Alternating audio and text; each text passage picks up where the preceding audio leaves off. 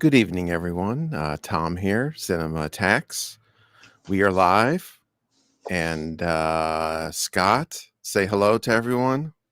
Hello, everybody. I'm very excited to do our long form Ozzy / Hulk Hogan tribute tonight. Yes, tears will be shed, and Who will be the most sad? yeah, we'll have a contest, a $50 giveaway. Whoever's the saddest. Um, and we're waiting on Eli. I don't know. Maybe I'll check my phone. No.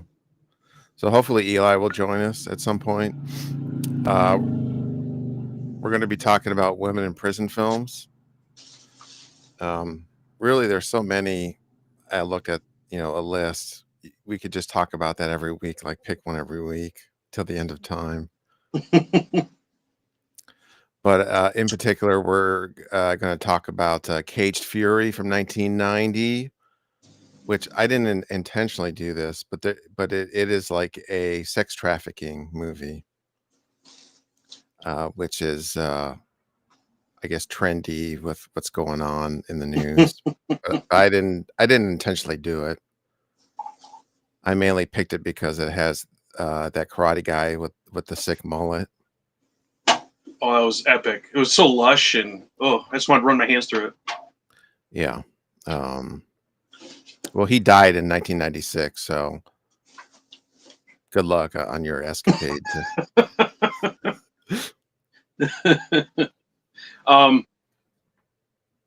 Well, we can wait till we get to that movie. I was curious if you knew anything about that guy.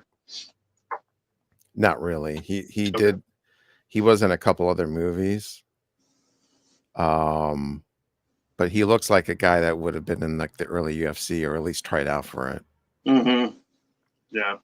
But I Yeah, don't it know. definitely seemed to be a real life karate guy that saw Chuck Norris succeed and said, "Well, why not me?" and kind of followed. And why not him? It's not like Chuck Norris is a great actor or anything. That's true. James, good evening. Hey, James. Yes, very topical. Accidentally. And Hulk Hogan died, obviously. Ozzy Osbourne died. That was sort of the big news this week. And I actually saw No Holds Barred in the theater, and I also, as well, saw Suburban Commando. Wow. In the theater. But I do remember No Holds Barred being a big deal, and they did tie it in with the was it the SummerSlam match with Zeus? Yep. Yeah, they did the SummerSlam match, and then because the movie was fake, but Zeus and Hogan really hated each other, and it spilled over into the ring. And then when the movie was on pay per view, they had a special. I think it was called the movie The Match, where you ordered this pay per view, and it was No Holds Barred the movie, and then it was I think a tag team cage match that had probably been taped months earlier, but you got to see this match only if you ordered this the pay per view No Holds Barred.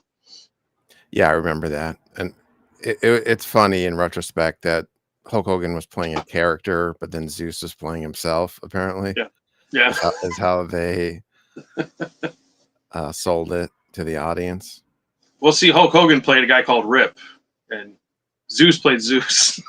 Yeah, he was in, but like it's like they took this feral guy that he couldn't possibly play another character, so he had to play himself. Yeah. And that's of course the late Tommy Lister Jr., who's in Jackie Brown. Oh, did he die? I didn't even know. Yeah, he died at a while ago. Okay. I think. Let me.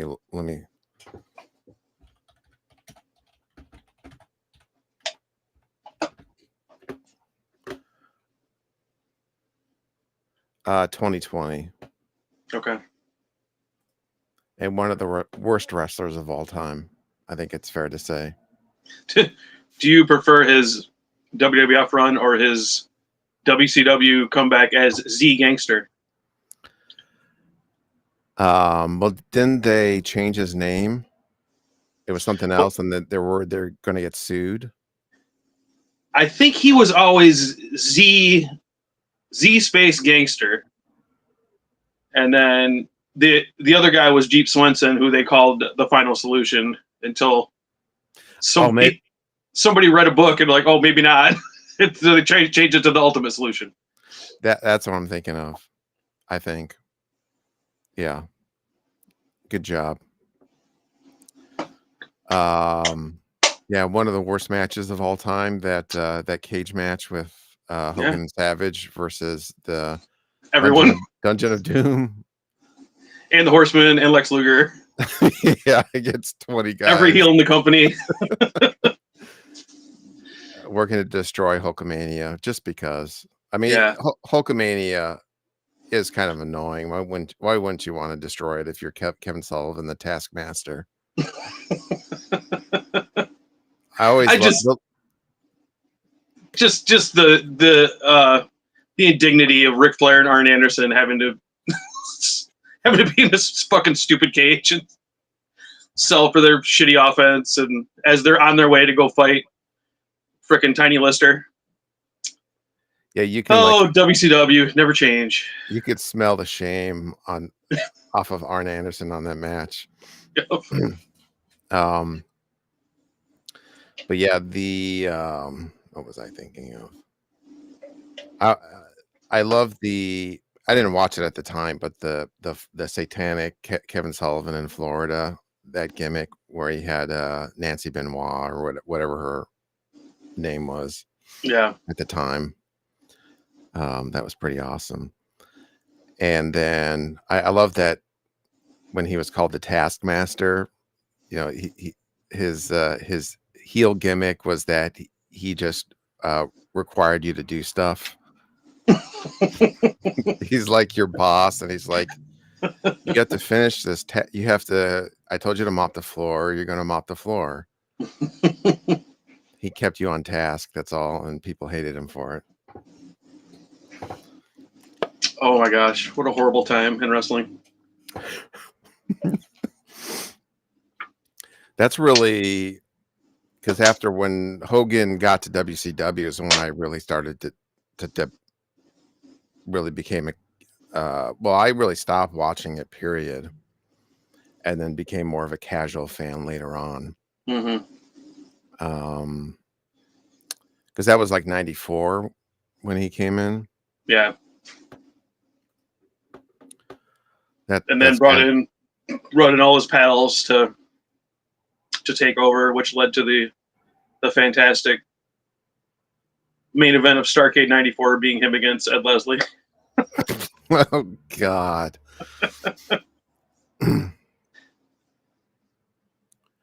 Oh yeah, Undertaker was in Suburban Commando. I only ever watched it in the theater. I don't think I've ever seen it.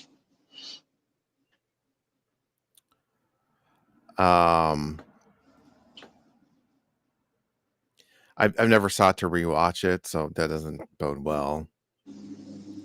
We should have called an emergency show for this occasion and done our favorite Hulk Hogan films.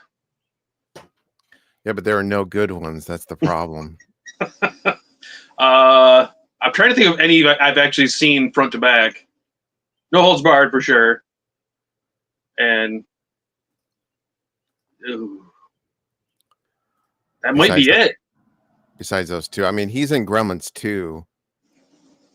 Well, yeah, but with the little cameo, right? There's Santa with Muscles. I remember that one. I haven't seen that. I haven't seen it either. I went to a Nitro.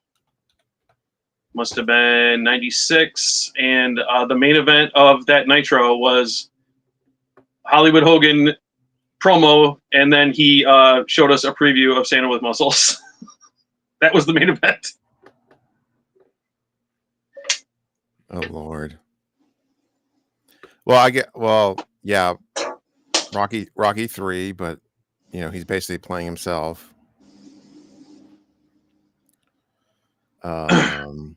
There were the he did like 2 movies with Carl Weathers and Shannon Tweed, and I don't remember what they were called. I think they were like made for TV movies, like action movies, kind of. Shadow Warriors, something like that. He did Mr. Nanny. Mr. Nanny. But I haven't seen any of the vehicles that he was in. I think I've just seen those 2. Okay. Oh. Hey. Eli. Hey, Eli. Yeah. Lost track of time somehow. Pull in an Axl Rose. Yeah. You don't have to pretend. We're all sad. You're probably too busy sobbing about Hulk Hogan. Yeah, I was. I was oiling myself up and saying brother. Drinking some real American beer and pretending to play my guitar. I just wish he had joined Metallica like they wanted. That would have been awesome. I was just gonna say that. I mean, that would have been pretty sick if it was like Metallica, started a stadium tour somewhere, like the LA Memorial Coliseum, and they came out. We have big news, folks. Our new bass player and Real American Hits.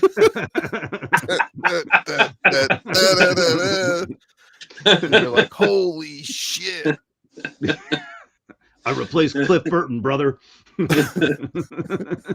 I guess I don't know the story. Was the story he was going to replace Cliff, or they wanted him from the beginning?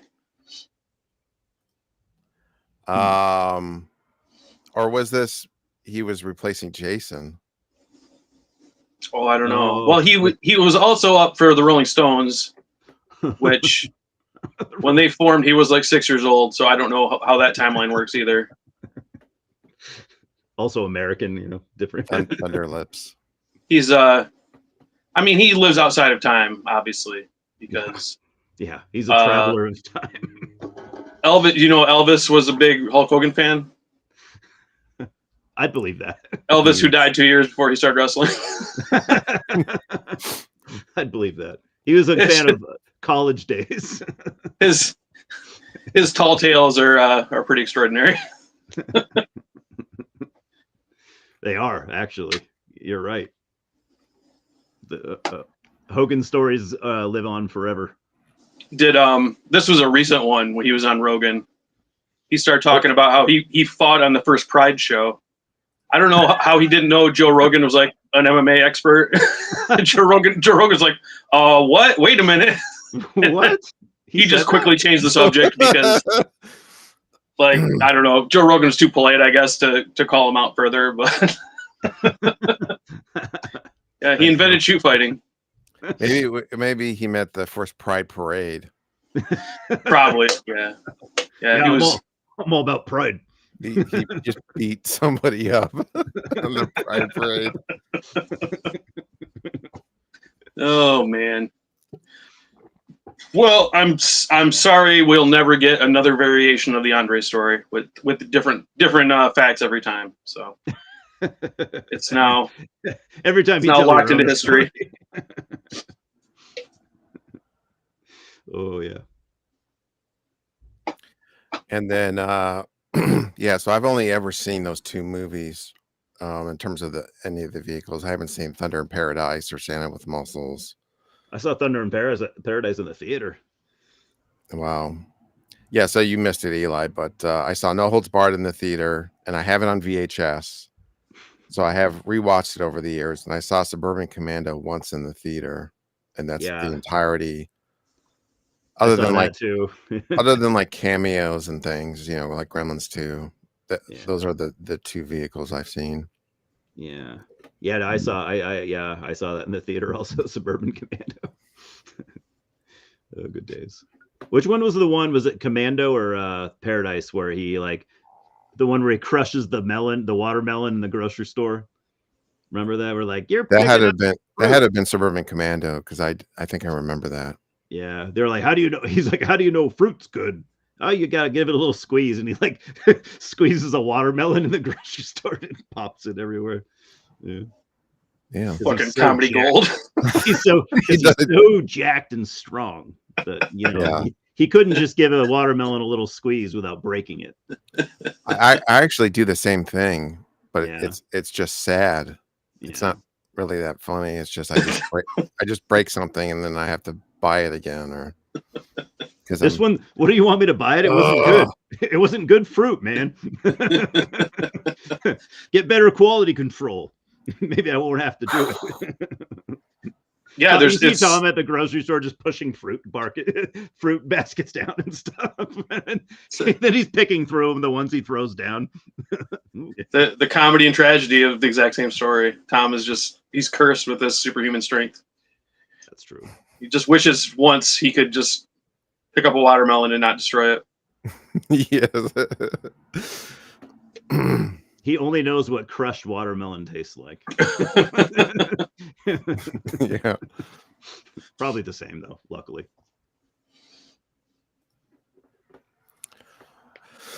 All right. Do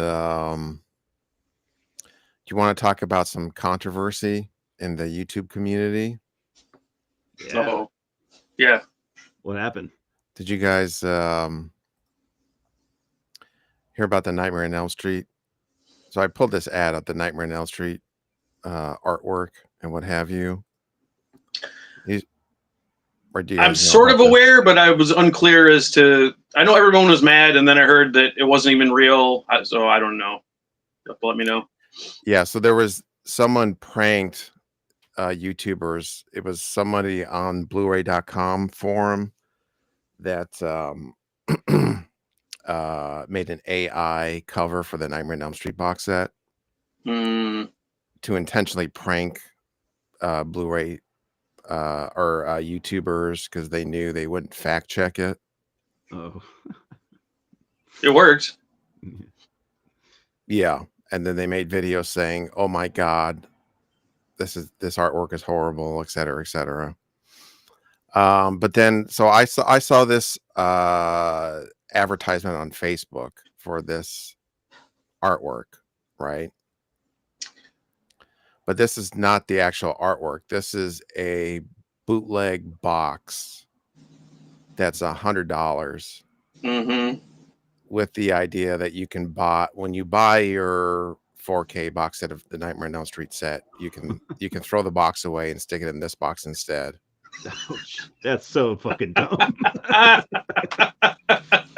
And then they had one for Halloween as well. That was $150. Jesus Christ. For a cardboard box? Yeah. God. Now, in fairness, so I heard about this company because various YouTubers will talk about it and say, they bought this, that, and the other. It's called Blockbuster box sets. So I just assumed, okay, it's just a fan club bootleg thing. Yeah. But then I saw this ad and saw the price, and I was like, well, maybe this is, if they're advertising and they have a website and it's expensive, maybe it's licensed.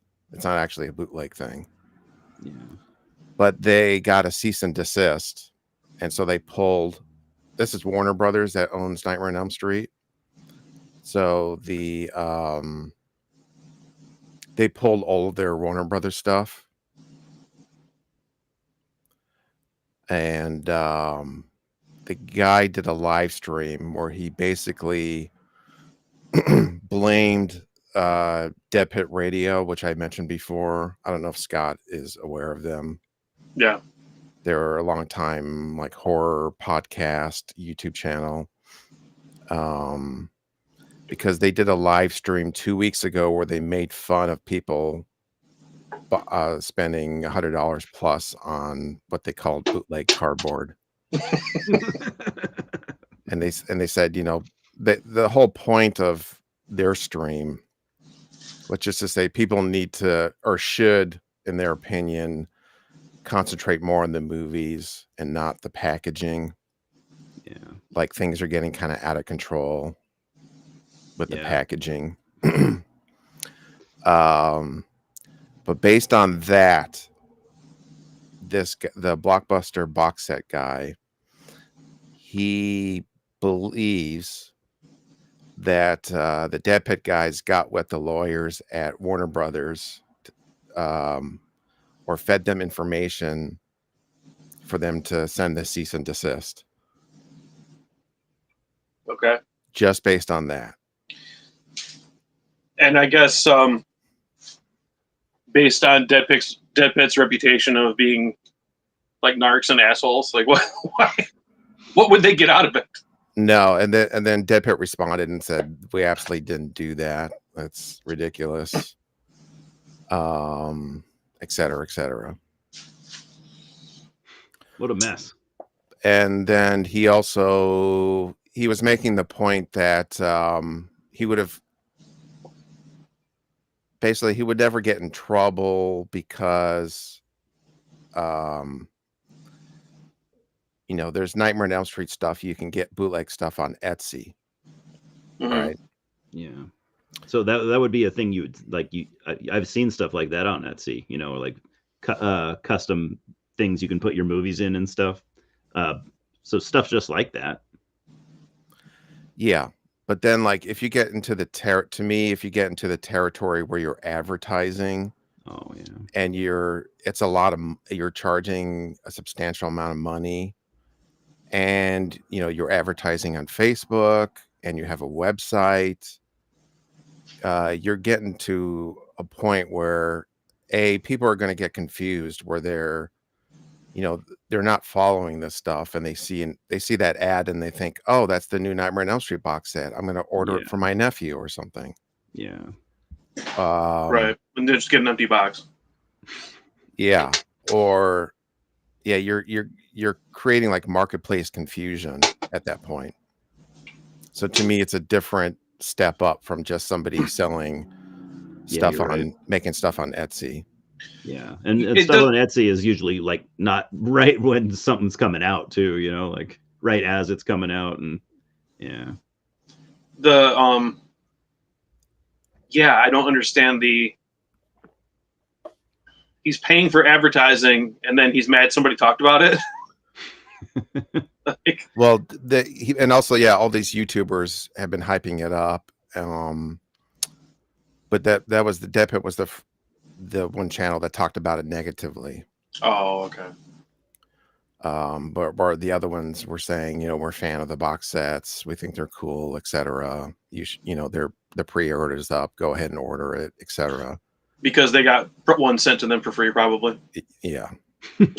Or they're really fans. I mean that's fine. That if you want expensive boxes. Yeah. Yeah. I mean, all this over a joke too. That's the funniest part. Yeah, it is pretty funny actually. Somebody put, I don't want to say like all their money into something, but somebody invested probably a good amount of their money into getting this set up and this box thing ready to go. See, for this kind of stuff, I'm the typical uninformed person that just sees a headline and doesn't look any further. So I saw everyone was mad about this box set, and I saw the picture. I was like, oh, that does look shitty. Okay, I won't buy it. And then next thing I knew, it wasn't real. Two different things. So that was the AI thing, right? This is a different, right? Yeah, artwork. Yeah, that's right. So this is he actually paid an artist to do it. True. Whereas the other one was AI. True. Oh shit. I'm good with my old box set with the snapper cases. I am interested in this 4K box set, but I'm waiting to see some more information on mainly the transfers. But I already bought the thing is I already bought the first movie on 4K. Yeah. So I would have to get rid of that one if I bought the box set. Yeah. Didn't I hear the Blu-rays were bad? What was that? Sorry, Eli, go ahead. No, go ahead. You said something better. I thought I remembered hearing when that Blu-ray, kind of bare bones Blu-ray set came out that the transfers are kind of crappy. Was that true? I don't remember them being that bad. I think they were okay. I didn't see it. Or if there's way more extras, I might be interested in it. I'm kind of good with Never Sleep Again. Like, I feel like there don't need to be any more extras.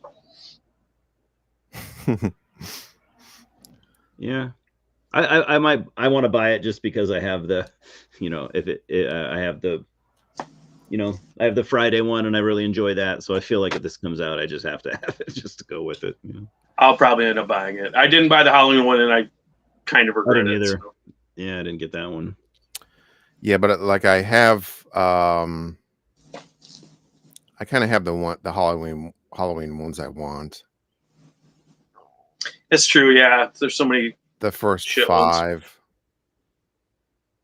I have the first one on 4K, and then 2 through 5 on Blu-ray, and then the others I think or some of the others on DVD.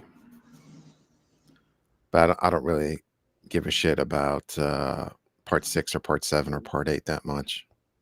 I'm not a fan of those at all. Those are like the worst, I think. 6 is interesting. It's not good. 6 is probably the best of those. I think of what Tom just said. 6 is probably. I think it has a cool atmosphere. It does. It seems like it takes place at Halloween, which you can't say that for all of them. It's true. And I'm sure, Tom, you lived through the years of hearing about, oh my gosh, the producer cut was a great movie and they ruined it, and then we finally got to see the producer cut. It was like, well, that's not really very good either. It's just different. It's bad in a different way. Yeah, but the producer's cut makes sense. Yeah. Whereas the other version kind of doesn't, but the producer's cut is also more boring. Yeah. So I think you could make a pretty decent version of part 6 if you combined both of those versions into like a 90-minute version. There's got to be like a fan edit, right? Yeah, probably a fan edit out there. Yeah. Yeah, those other ones though. Oh my God, Resurrection and H2O. I'm not a fan of those at all. Even like some people defend which is the one they defend. I always get them confused. I think Resurrection is the better of the two, but I can't stand either of them. Oh, really? Ugh. Yeah. That's the one I've watched it one time, and I'm sure I'll never watch it again.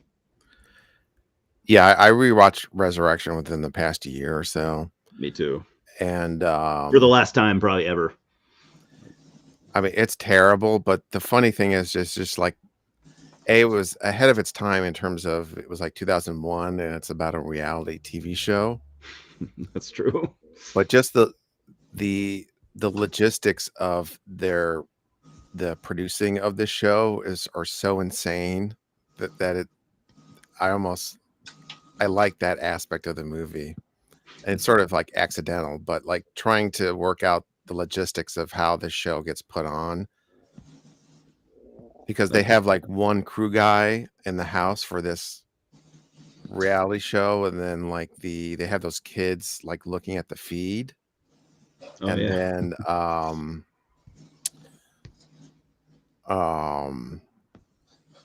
what's her face, Tyra Banks, is like the producer. So that's like the entire crew is just a couple people. It's like 6 people or something. Yeah.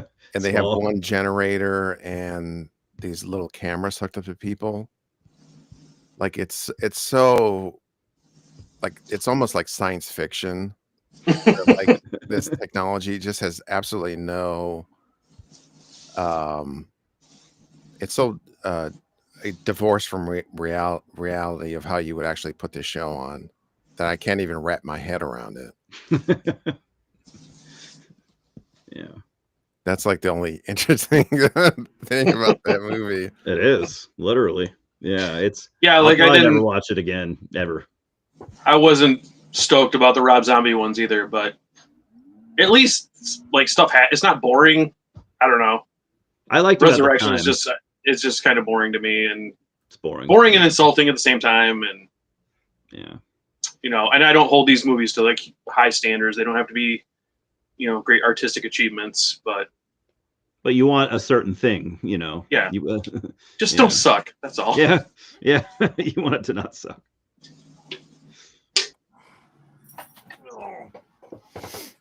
Yeah, and another thing with Resurrection that makes it really bad is because it's constantly cutting to the camera footage that is 1,000 times worse than the actual film. It just it's disorientating, and it ruins any possibility of suspense which is like the whole point of a slasher movie. It's like, you know, is Michael Myers over here or is he in this corner? And like it completely kills all of that because it's constantly cutting back and forth really fast. That's true. But it does have Buster Rhymes. That's true. There's none of the other ones can say that. That's None, literally. And then Resurrection's got LL Cool J in a much different role. He's like he plays the security guard or whatever. But Oh yeah, what was? yeah. Oh, okay. I'm just remembering the beginning with Josh Hartnett and the end of H2O where she cut his head off, and then at the beginning of Resurrection, it was like, oh, it was a different guy. That was kind of awesome. That was kind of cool. They had the balls to do that. It happens. Sometimes you get to decapitate the wrong person. It's all part of the game. They get subbed right in front of you, like Eli's right here, and then I'm gonna cut his head off, and then just do it. They do a quick switcheroo. Yeah. While you're distracted. Yes. It's the old decapitation switcheroo. Yeah. A classic. It is. Some moves just don't go out of style, you know.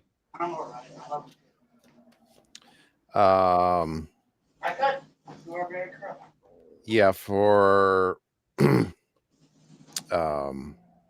H2O to me did not hold up, or it got worse over the years. Like I didn't dislike it when I originally saw it, but to me it's like it feels like a Lifetime movie. Yeah, it does. It could be they could just change Michael Myers to just a crazy killer guy and just call it. And it would have made more sense, you know. My brother is a serial killer, like Lifetime movie. Mm-hmm. Like it doesn't really feel much like a Halloween movie. Yeah, at the time, I think I kind of liked it, but yeah, it definitely is of its time and not in a good way. Yeah, I felt like almost the last time I watched it, like a year or two ago, I felt like almost insulted. I literally was like, I'm never ever watching this again. Like I just don't need to. Yeah, you know. I think it had a good hook. You had Jamie Lee Curtis back, and so that was exciting at the time. But yeah, and then I don't know if it was. I talked to you about this, Eli, like the Halloween Kills, or just the weird timeline of the Halloween series where they keep rebooting it in these weird ways. So if you break it down, it's like continuity is like, what the fuck? Like you have 1 and 2 and 4, 5, and 6 is one timeline, right? Yeah. And then 3 is another timeline where they're watching Halloween 1 in the movie, so it's like outside of the series. And then for part 7 is a sequel to part 2. Yeah. Yep. Right. And then 8 is a sequel to 7. And then there's the 2 Rob Zombies, which is a different timeline. And then for David Gordon Green, they did a sequel to part 1. Right. Yeah. And then that's a new trilogy. But to me, the ridiculous thing is, so for Halloween Kills, it's the what is that? It's the third part 3 basically. So you have the first movie is part 1, Halloween 2018 is part 2, and then Halloween Kills is part 3, right? Hmm. So they ignore part 2 and part 4. But the movie is a combination of part 2 and part 4. Yeah. Yeah. So why on earth? So the whole point of like, we want to ignore the sequels is because you think they suck, right? And the first one's only the good one. So we want to do a sequel to the first one. And then your Halloween Kills is a combination of part 2 and part 4. Like, how does that make sense as a pitch? Yeah. We're rewriting The history. first one made money, so we're gonna make another one. I don't know. But it's like, I feel like they didn't think that trilogy out. yeah, why would you like we want to not have these sequels as part of our timeline? We just want to rip them off. Yeah. Kills had a lot of problems, but I did enjoy it just as a stupid slasher movie. Yeah, it's fun. It's a fun movie to watch. If you just who cares about all the dumb parts with the Evil Dies Tonight? You can overlook that. It's not that hard to overlook, I thought, Ends I fucking hated. I hated it so much. I like Ends, yeah. Yeah, I'm a fan. Not a huge fan, but I like it. Tom, Tom's shaking his head disapprovingly, but I don't know who. Yeah, I did not like Ends. Yeah. Eli, you're wrong. I thought I wouldn't either. Yeah. You're off the island, bitch. Yeah, I think I take more of the Mike from Red Letter Media. I think I follow him with that one a little bit. His opinion kind of lines up with mine. I don't know if I would have liked it a lot more, but if Michael wasn't in it, I think it would have made a lot more sense. It's like they wanted to be ballsy and go somewhere different, but then in the end they pushed out and had to have Michael back in it when it would have made much more sense for Michael not to have been in it at all. Yeah, he's very much a side character in that movie, right? Like he's yeah, you're right. He didn't really probably need to be in it that much, other than they thought he had to, I guess. It's like I was trying to come up with like a wrestling analogy of they're trying to push their new star through the whole movie, and then at the end they're like, yeah, this isn't working, we got to bring back Hulk Hogan. Fuck you. Yeah, that's what it is. Like the Warriors replacing Hogan, and then like, oh, this isn't working out, we're gonna have abort. Savage hit him in the head with a scepter. Abort mission. Yeah, people would have been pissed had they taken Michael out. People would have been so pissed. Just probably like they were with part 3. What the fuck? Because I was watching it and kind of hating it because I thought that guy. I mean, he's a good actor, but his character, I just was just like, ugh, fuck this guy. And then it started dawning on me. I was like, wait a minute, like nobody's seeing Michael but him. Maybe there is no Michael. That's kind of cool. And then no, no, that would be too interesting. They didn't do that. Yeah, actually, if they'd have taken Michael out, I think it would have been cool. And then maybe brought him back for like a final thing or something. But it would have been probably better. He could have been Michael the whole time, and it would have been fine. Corey or whatever. He could have just put on the mask and became Michael. I would have been okay with it. Oh, like do the part 5. Yeah. Kind of thing. Yeah.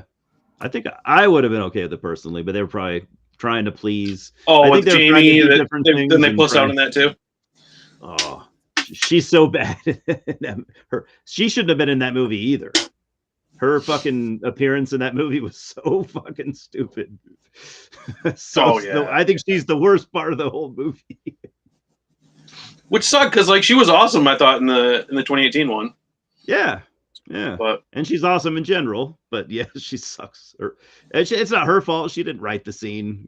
She didn't write her character, but it was pretty dumb. This is hugely off topic, like I like to do.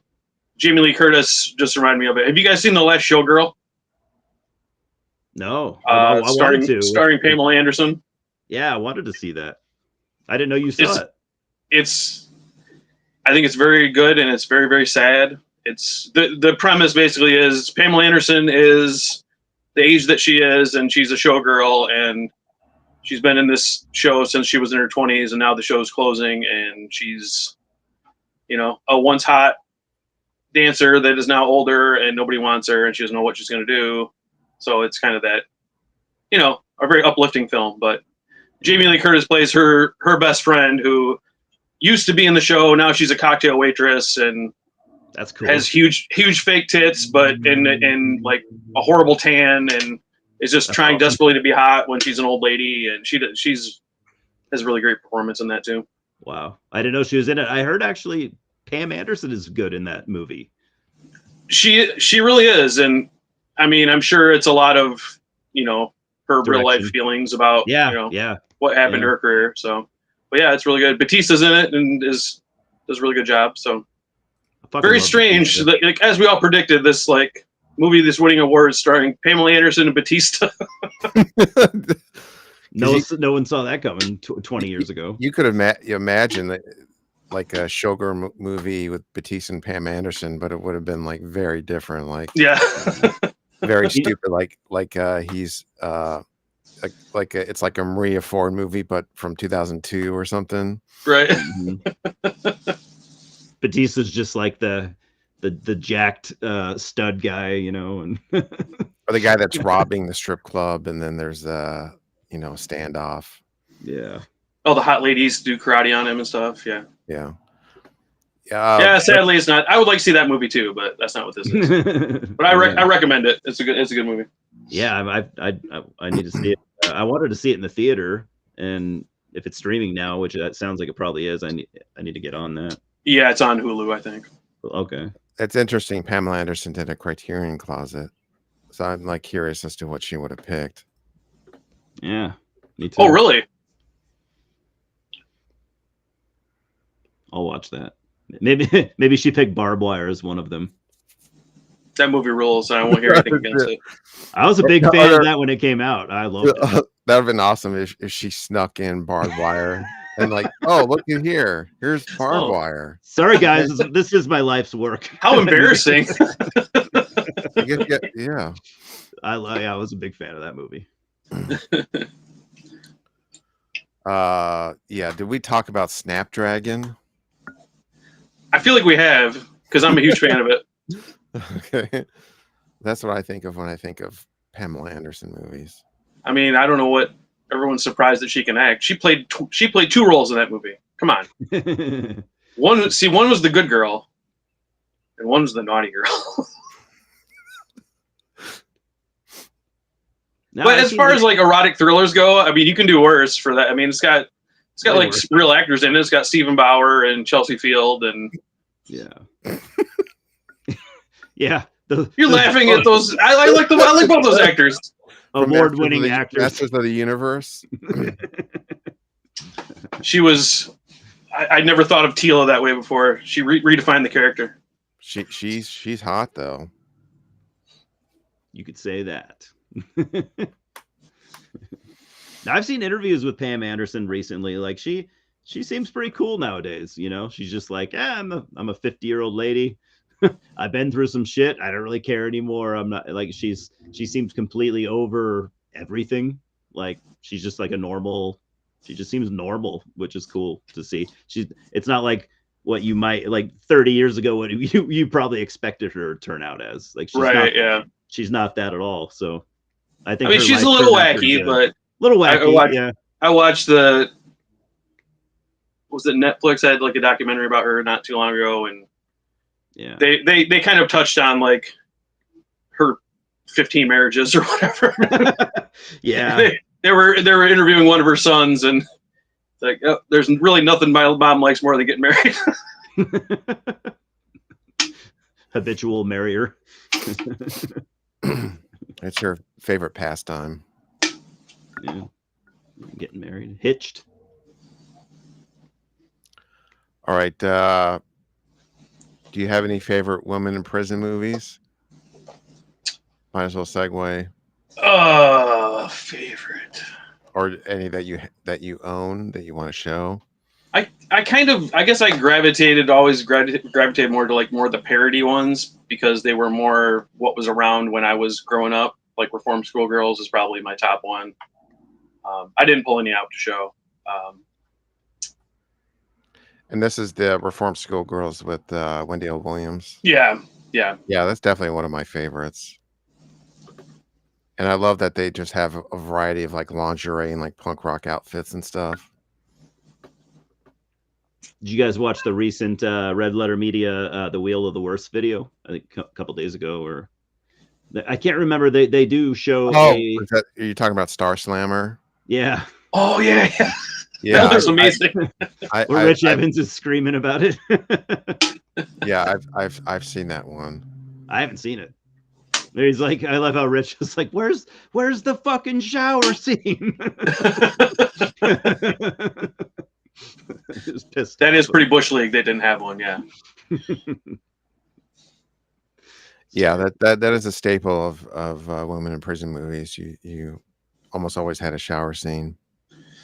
But my plan this week was to watch a bunch, and I kind of didn't because G1's on, and that's taking up most of my time. But I watched a couple, and I'd never seen The Big Birdcage. That was freaking amazing. I don't know how. Okay, I don't know how I never had seen it. I was just rewatching it. Women in Cages collection. So this is the three Pam Grier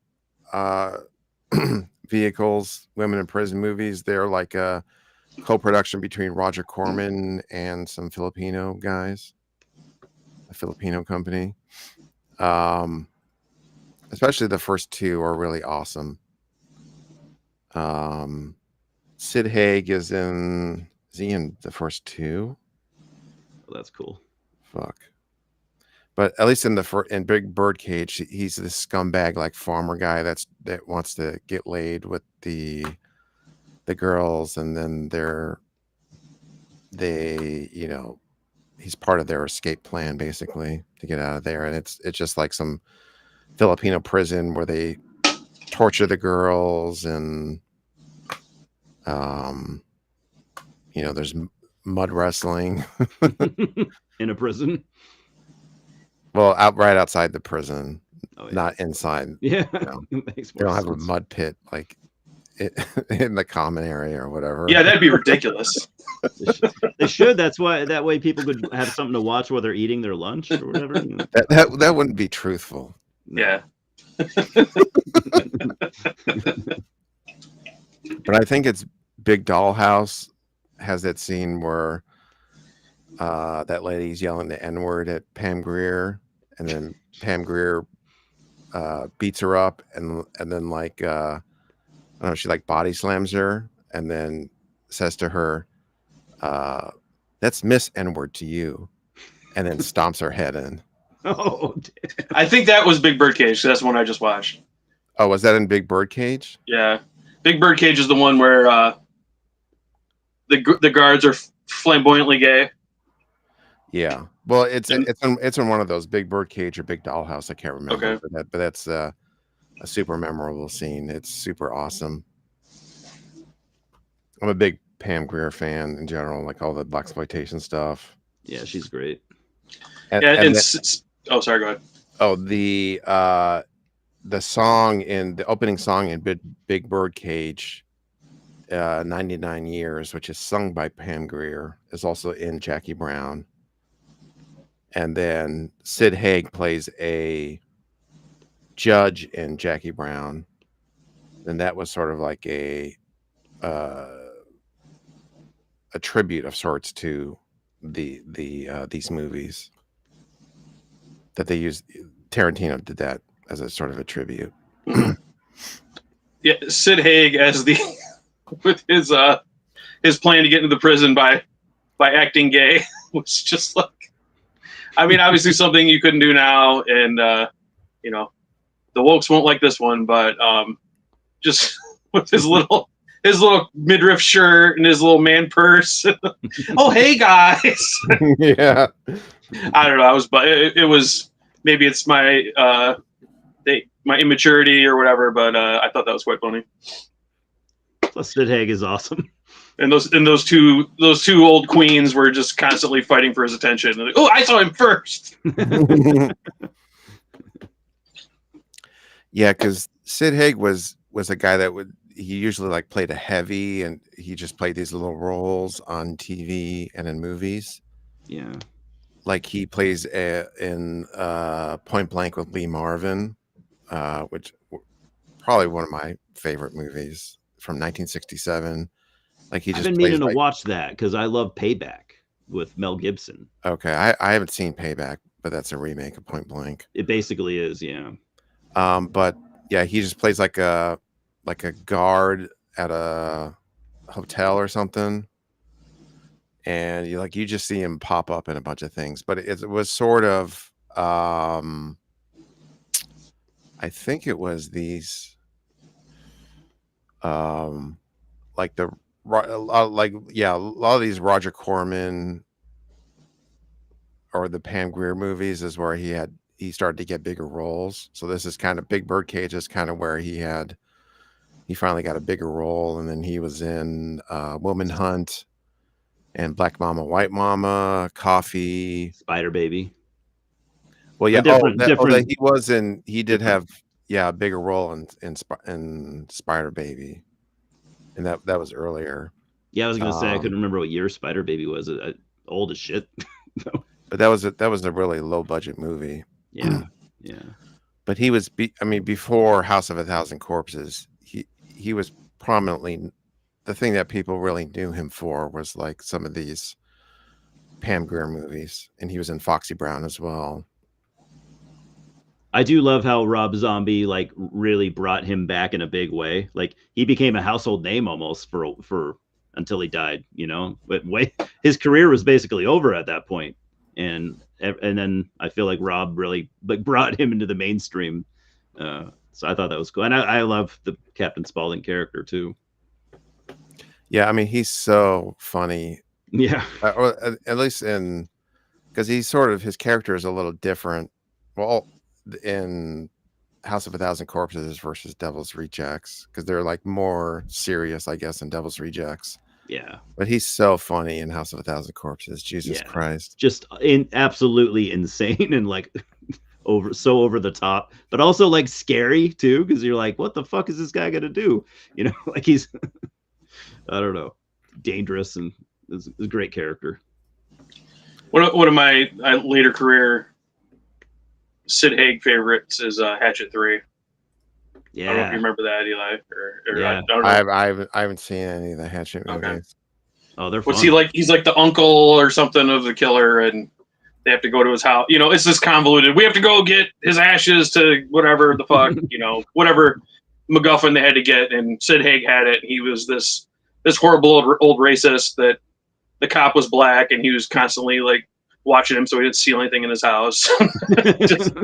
just totally over the top. And it was just a really like, you know, short 5-minute performance, but yeah, it's just cool to have very him, memorable. Yeah. So James, with another piece of philosophy, appropriately, women in prison movies are a metaphor for life. Life is just boobs and bars. That's beautiful. It's true. And some days you escape, and some days you get sexually assaulted. Which, yeah, can be a daily thing in real life. Some days you get pimped out to the visiting politicians. Yes. to a prime minister. But nothing to see here. Just an Israeli prime minister. Yeah. Standard behavior. No big deal. No big deal. I don't know why everybody's talking about it. I mean, who cares, right?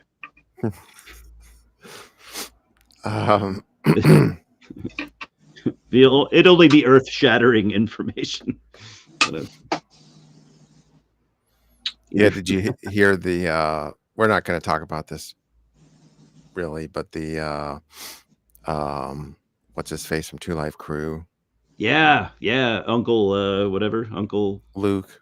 Luke from Two Live Crew. I gotta say, I really respected him for that, because it's like how he must have been really young, you know, when he went to that party or whatever, and the fact that he was like, yeah, this ain't for me, just left and like didn't partake in anything. Or I don't know anything about it.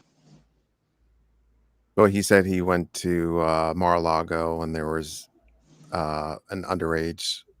Well, there was a sex party and he thought the girls were underage, so he left. Oh, okay. And he just said it was super weird. He's like, no, he said it reminded him of Eyes Wide Shut. He's Yeah. like, there's fucking no music playing. Like, what kind of party has no music? And I guess he like walked around a little bit and was like, what the fuck? People are fucking. And yeah, he said he saw girls that he's like, I can't obviously prove their age, but I know they looked young enough to make me feel weird, and I knew I shouldn't have been there. And then he left. He can make that dude sexually uncomfortable. That's impressive. I know. That's what a lot of people are saying too. They're like, dude, your whole career is based on shit like that. But he's also like, yeah, I was fucking. It's called art. I was and also I was a kid. I was a teenager when I was writing that shit. Like.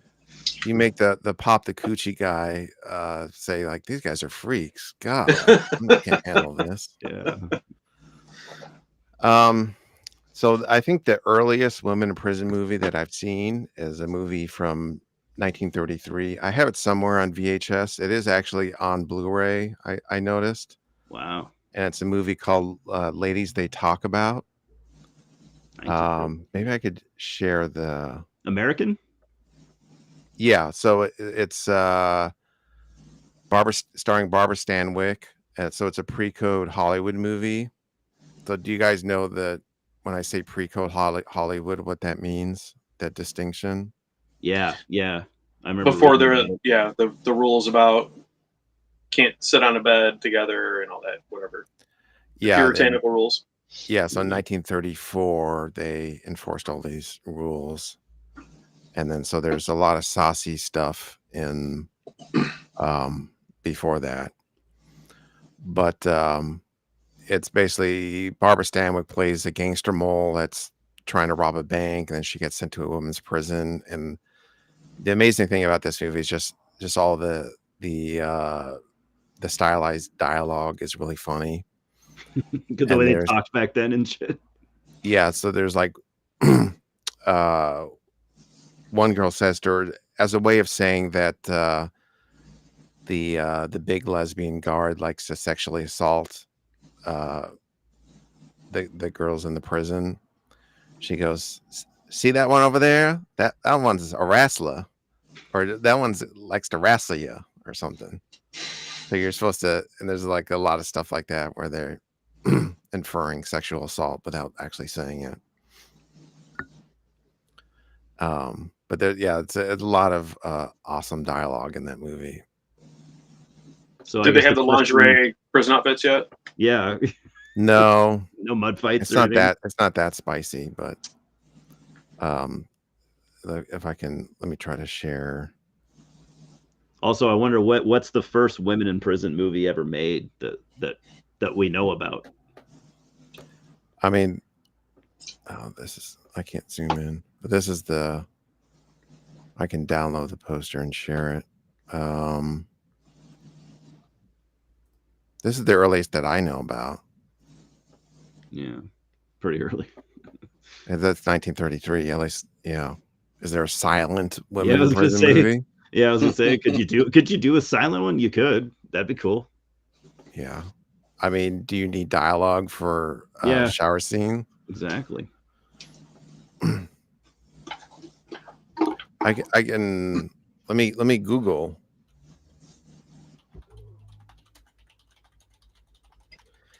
So I'll say that the movie that was sort of a popular movie. Well, there's a few. There's a movie in 1950 called Caged, and then another movie from the 50s. God, hold on a second. Yeah. So, do you guys ever use Google AI? I have recently, yeah. I've noticed that they're wrong 100% of the time. Pretty much, yeah. Really? Yeah, I think everything I've ever looked for and then was able to double check has been wrong. Oh shit. So they say that Caged 1950 is the first woman in prison movie. That can't be true. And I own at least 5 before that, or Because it compiled some article that said that. So yeah.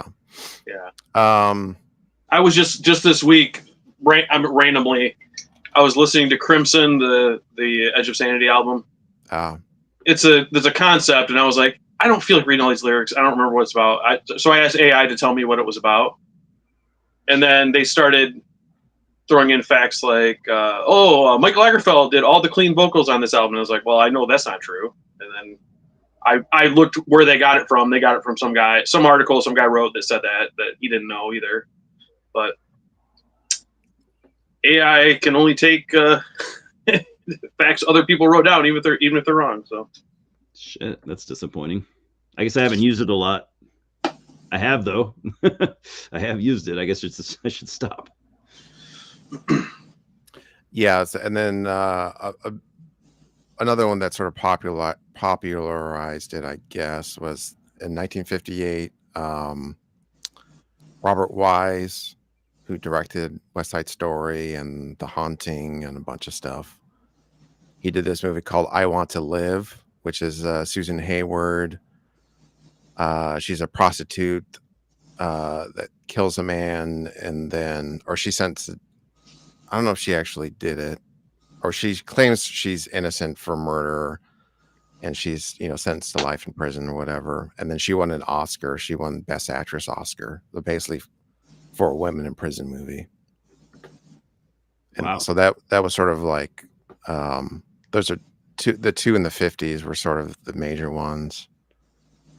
Got the ball rolling for the future. Was the lesbian warden still a thing then?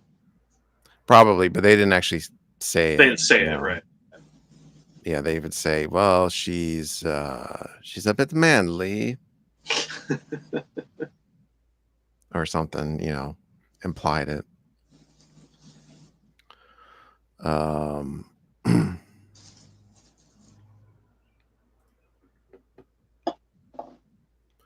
Ricky's here. How's it going? Hey, Rick. Oh, Ricky.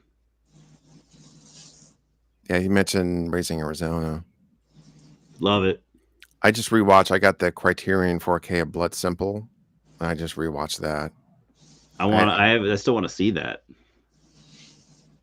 It's been on my list for years. It's quite good, but it's not one of my favorite Coen Brothers movies because it's kind of a little bit different. Okay. Than their other stuff, not in a bad way, because it's just like more stylized. Okay. Then it's stylized in a way that's different from their other movies. Let me put it that way. So you can definitely tell it's them, but it's like every shot is like super trying to be super impressive, which is cool. But you can it sort of reminds me of, because they were friends and working with Sam Raimi. Yeah.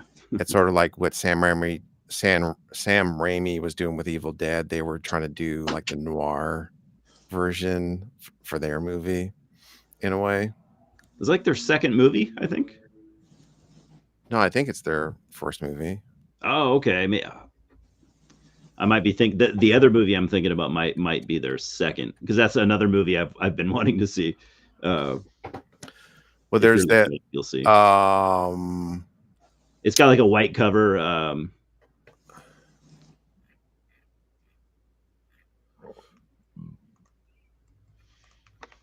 See what I mean? Well, Raising Arizona was their second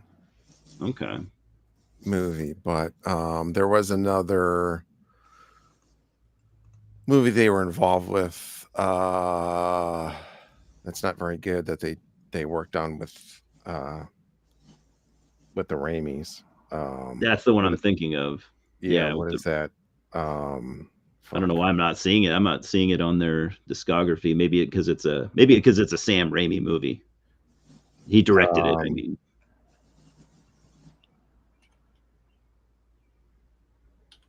yeah, I did. I did see that on VHS and didn't think it was very good.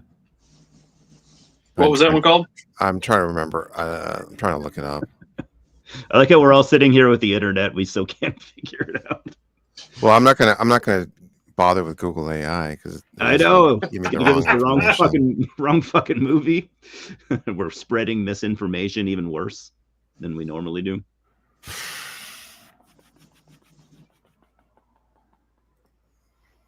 I just remember the cover. I don't know why. Oh, crime wave. Crime Wave. Okay, I I don't remember think that. that's I even the don't think one. I've ever seen it. I don't think that's even the one I'm thinking about. I might be thinking about something that is fictional.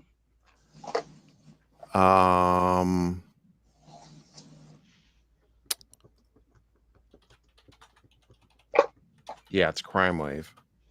Crime Wave. Yeah, so So Crime Wave is not good. no, in my opinion. But yeah, co-stars Paul Smith, who was actually in Cage Fury. He's the big guy that's whatever he's supposed to be in the prison. The heavy, Oh, the yeah, heavy, yeah. the heavy of the prison. But yeah, it's directed by Sam Raimi, but written by the Coen brothers, and it was after Blood Simple. What's it called again? Crime Wave. Crime Wave. Yeah. Okay. Yeah, I wanted to get that Blood Simple re-release that came out not long ago, just because I figured I would like it. It looks cool. I love I love Miller's Crossing too. I know that that's after that, but Yeah, I need to rewatch that. I think I've only seen that once. it's been a long time for me, but I just always liked it. Yeah, Scott, have you ever seen Barton Fink, the Coen brothers movie? No, I know I should. Yeah, I would. It's one of my favorite Coen brothers movies. I would say definitely Big Lebowski. I know we're off topic, but Big Lebowski's will forever be my favorite, and then probably, It's so good. and then I would say No Country for Old Men and Fargo, and then probably Barton Fink would probably be number 4. Okay. And it's Steve Buscemi. Wait, no, it's not. No, it's not. Turturro, right? Turturro. Yeah, I always he's get them great in that. confused. Turturro, he's a screenwriter for a Hollywood movie. I think it's like in the 50s or 40s. He's hired as a screenwriter for a wrestling movie.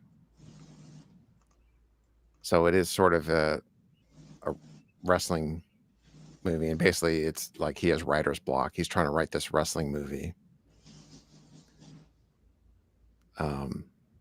And it's a disaster, but it's really funny.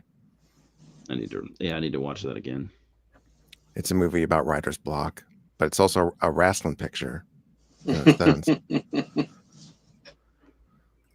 I wasted so much of my life actually just watching absolute trash. When that came out, I'm sure I was watching frickin' Mosquito starring Amy Dolenz or whatever. Those are the kinds of movies I was into. Amy Dolenz was in Mosquito. Wasn't that her? She was in Ticks. I thought she was in Mosquito too. Was Mosquito with Gunnar Hansen? Was she? Yes. I was a big Amy Dolenz fan. Oh man. She was a hot lady. Oh god.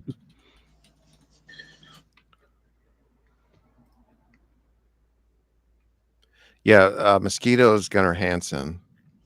Oh, she wasn't in that? Maybe I'm mixing up. Maybe I'm combining Ticks and that. What an insult to the I makers of Ticks that you would. I know. I'm sorry. Or maybe she. Looking. No, I don't think so. No, I'm she sorry, was in Amy. Ticks. She was in. Was it Pumpkinhead? No, Pumpkin. No, 2? 2. Was she in that? Oh yeah, the Pumpkinhead sequel. We should just do an Amy Dolenz. I don't want to say now because now I feel like a fake fan and I don't want to be wrong again. You could just say you got it from Google AI. Yeah, Google AI told me. It's fucking assholes.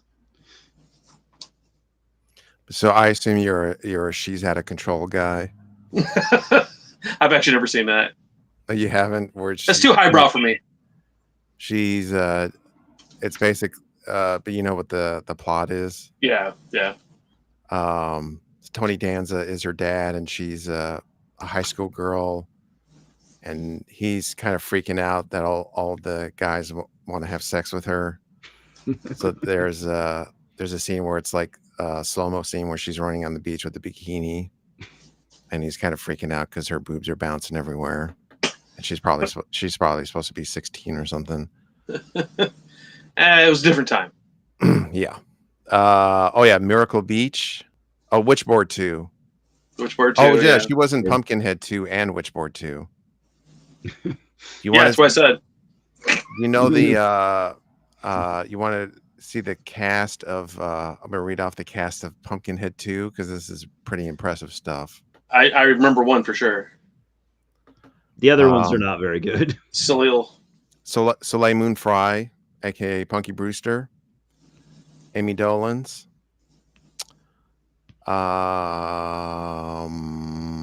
Roger Clinton, Bill Clinton's brother. Roger Clinton. Linnea Quigley. There you go. Kane Hodder. Hell of a cast. All the stars. Yeah. Yeah, those are the main ones.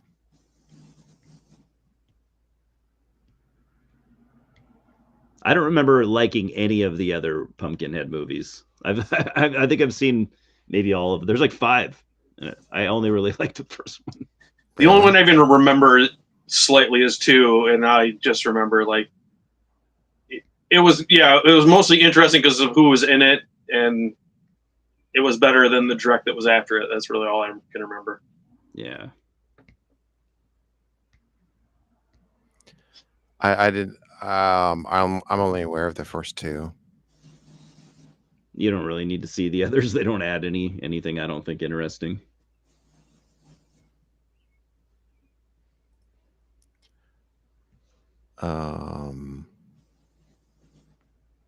Okay. So I don't remember what we were talking about. Women in prison. Amy Dolan's boobs.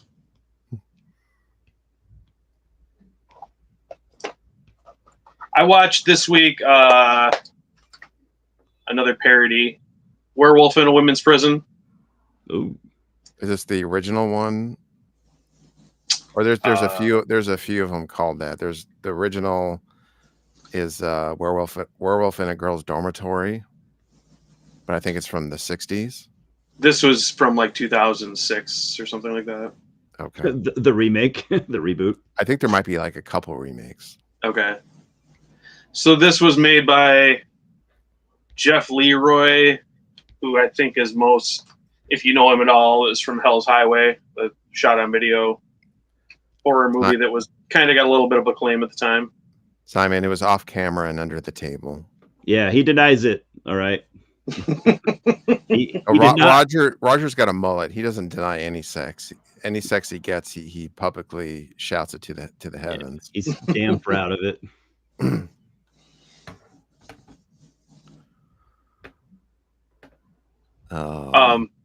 Yeah, so this one was super, super low budget. The werewolf costume it's obviously like a high-end Halloween costume. Like it's obviously a costume, but a nice one. But full of boobs. There's a scene where 2 of the girls are being punished, so they're chained out in the desert, and there's nothing to drink, so they have to lick each other's sweat to stay alive. Oh my god. Yeah, that happens in another movie I was going to mention. Oh, really? Okay, so that was ripped off. Okay. Well, not necessarily. I think because this is an obscure one. So it's super bloody. They basically spent all of their money on like rubber body parts they could rip apart, and gallons of blood and boobs, and just a really fun, goofy movie to watch. So if you're in the mood for something silly, I would recommend Werewolf in a Women's Prison from I think 2006. That sounds cool.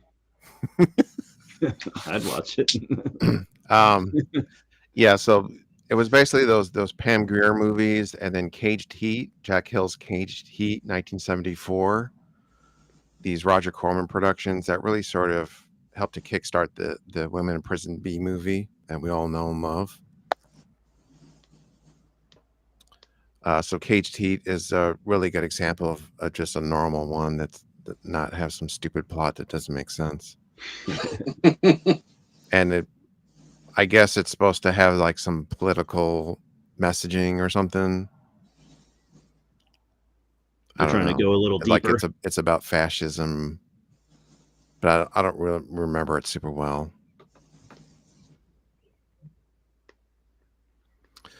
And then probably the best like cinematic women in prison movies are the Japanese Female Prisoner Scorpion. So Arrow put out a box set. So there's 4 of them. There's some of these artworks.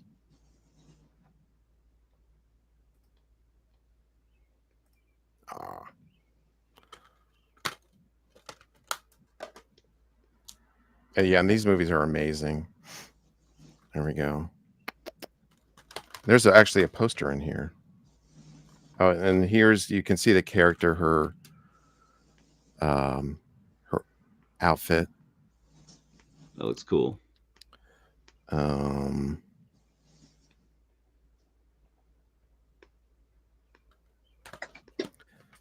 trying to remember what the first one.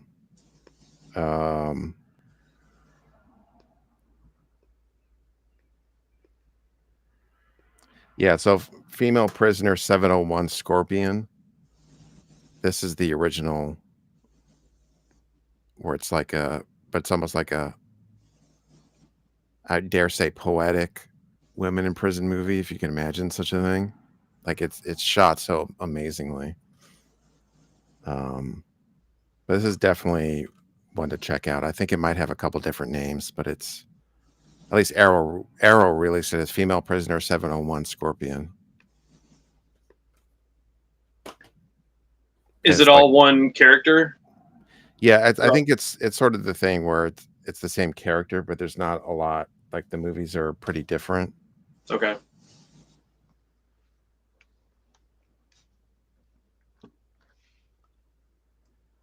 But the let's see.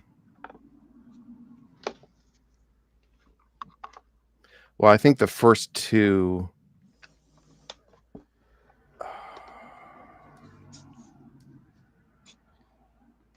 Yeah, it's sort of. Yeah, okay. So it's the first 2, Female Prisoner 701 Scorpion, and then Female Prisoner Scorpion Jailhouse 41. So those sort of work back to back as women in prison movies. And then there's a couple sequels that are kind of a bit different. So I never remember like which is which. But the other 2 are quite different, where they just maintain the same character, but she has like different adventures.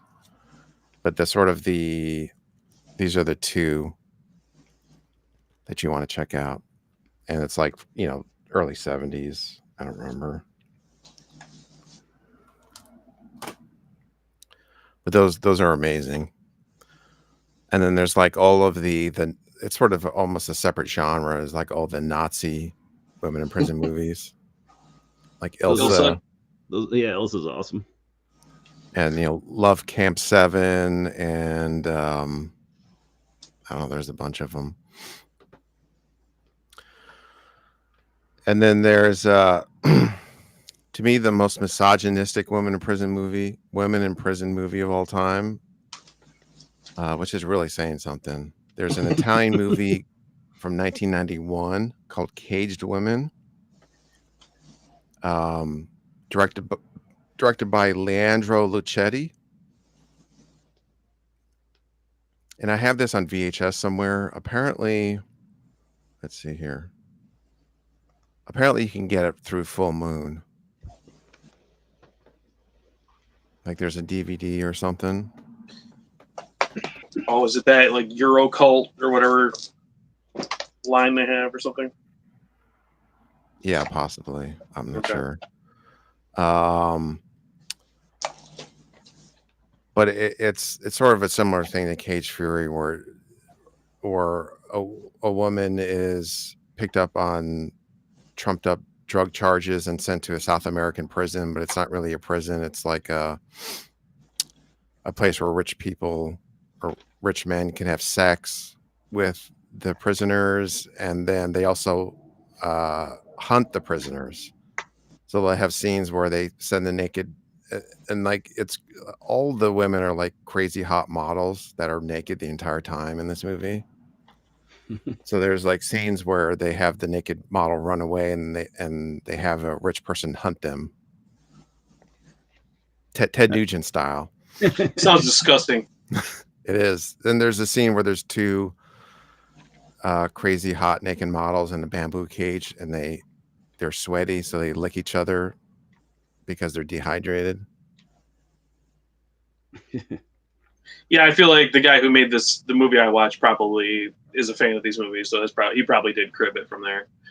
Probably. Yeah, it's possible. Well, he's quite the connoisseur then, because it's pretty obscure, that one. But that is my vote for most misogynistic women in prison movie. That's what, Caged Women? 1991, Italian.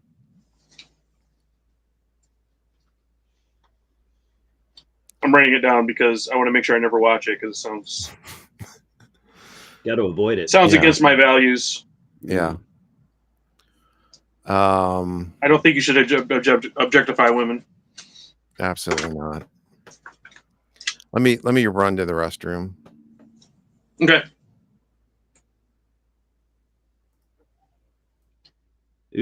Tom was talking about Caged Women. Yeah. Oh, that's Bruno Mattei, right?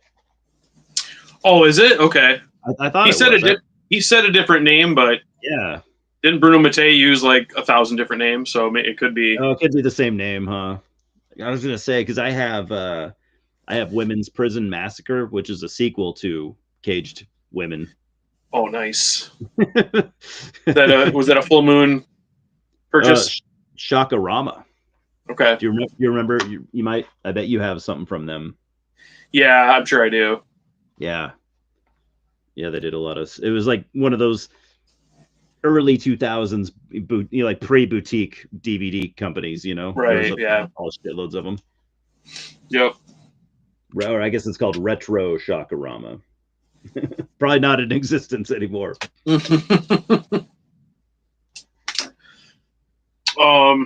Yeah, let's see.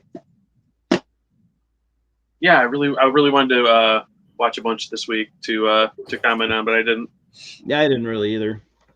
I just watched this one, Kate, the one we're talking about. Ah, there he is. Midnight. See, he has his little bling. I don't know if you can see it. His name tag. Oh yeah, shiny.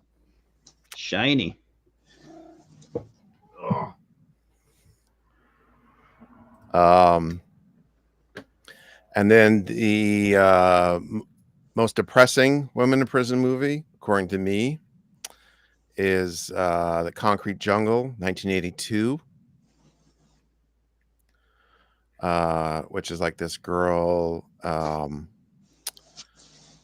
It's just a similar thing where she's, wrongly found guilty and then sent to prison.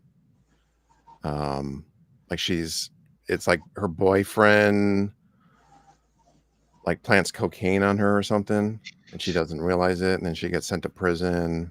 What a dick. But it's just like, especially it sort of treats it more real. Like if that actually happened to you, it'd just be really fucking depressing. Yeah, traumatic and shit. If you're in a shitty prison, That's bumming me out. I feel like there's no mud wrestling in that one. No. Yeah. Bullshit.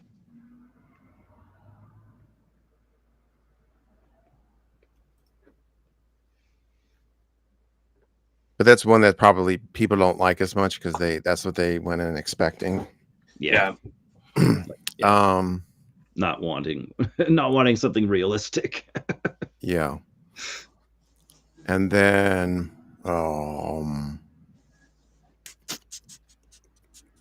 another one that's obscure.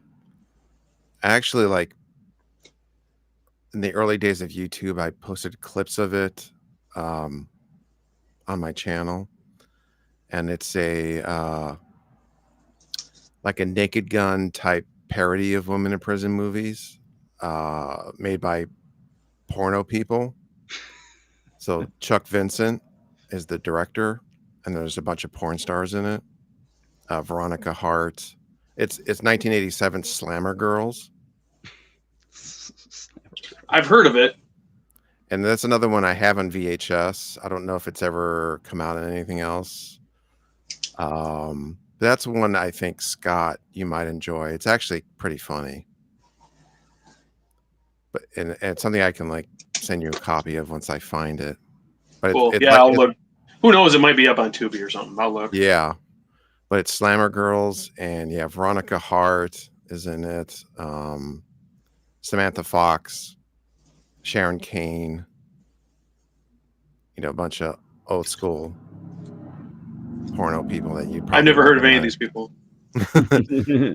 But it's like their stupid like airplane version of a women in prison parody, but it's actually a lot better than you would imagine. I So bet it's speaking of adult films, isn't the Cage Fury director from that world? yes. Okay. So we can segue. To me, like 1990s Cage Fury, it feels like it is a former porno director making this. It feels like this porno director was watching a lot of hair metal videos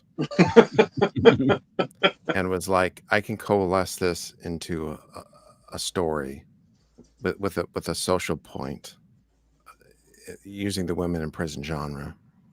Well, just to expose myself even further as a total pervert, when I saw Kasha at the very beginning, I was like, okay, I think I know where this is coming from. I was not familiar with her work, but this is someone I will be Me checking either. I out. never heard of her. But to me, this movie partially feels like, if you ever seen like the video for Fallen Angels by Poison, I Yeah. don't think I have. there's a few of these music videos where it's like, I'm gonna leave this small town and go to Hollywood and make it big, kind of thing. Like it feels like if you made the entire movie just out of whatever that video was, and like it doesn't quite make sense if you actually break down the plot. True. But here, and is this a nod to the Shawshank Redemption? Is what I want to ask, because the movie, this is before the movie, but after the novella came out. Right. Yeah, I mean, maybe. Yeah, the whole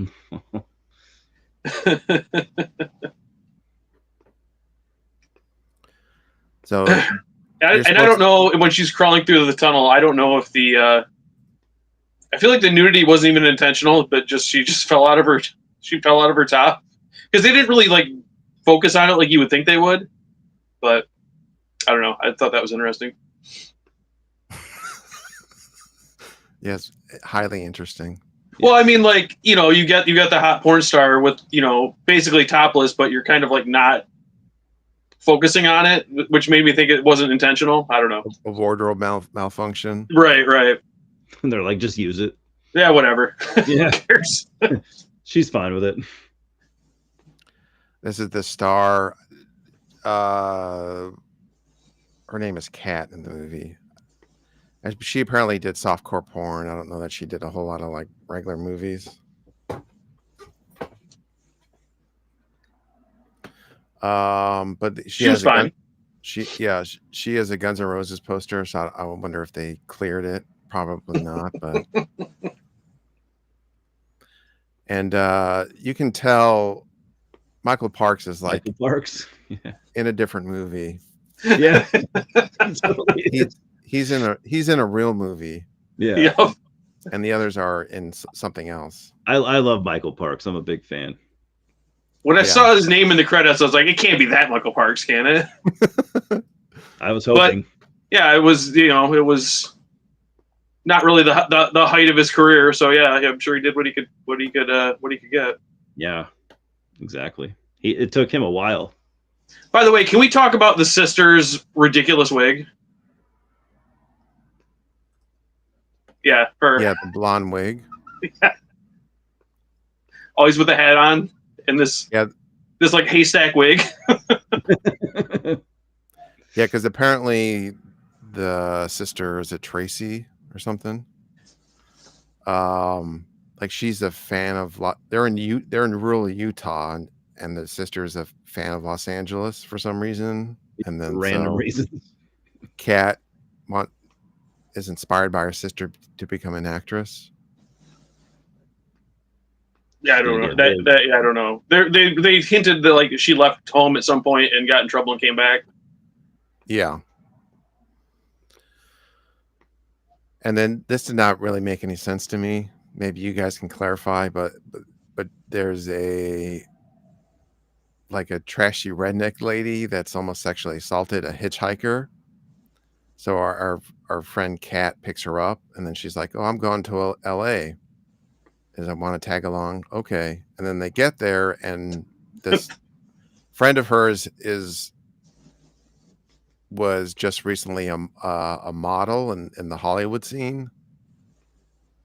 And knows everywhere to go and knows people and oh yeah, convenient. That's a good friend to make right off the bat, just in the middle of nowhere.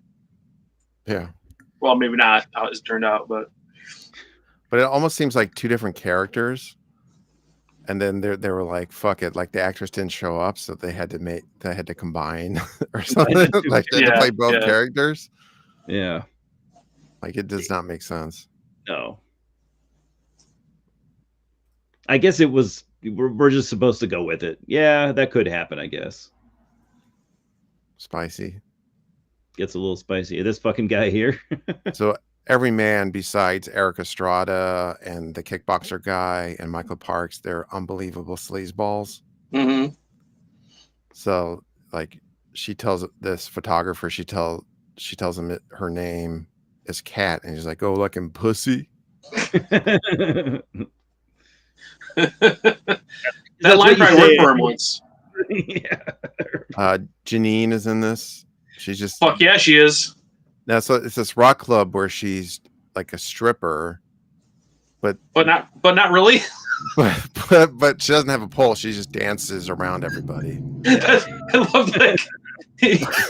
The sleazeball sitting with the girls like, "Oh yeah, she's my client. I got her in here," and they're like, "Oh, they're all impressed." And it's like, she's just fucking like randomly dancing around in a bikini, like not on a stage, just on the floor. Yeah. Like, oh man, you got her this gig? Wow. And then this sick band, all the purple hair guys. Yeah. And this is a band called the Zeros. They were apparently on Restless Records. Okay. And I do not like them. They're fucking awful. I'm not running out to find their album now. I love how the drummer, for some reason, has like a one-piece drum set. Yeah.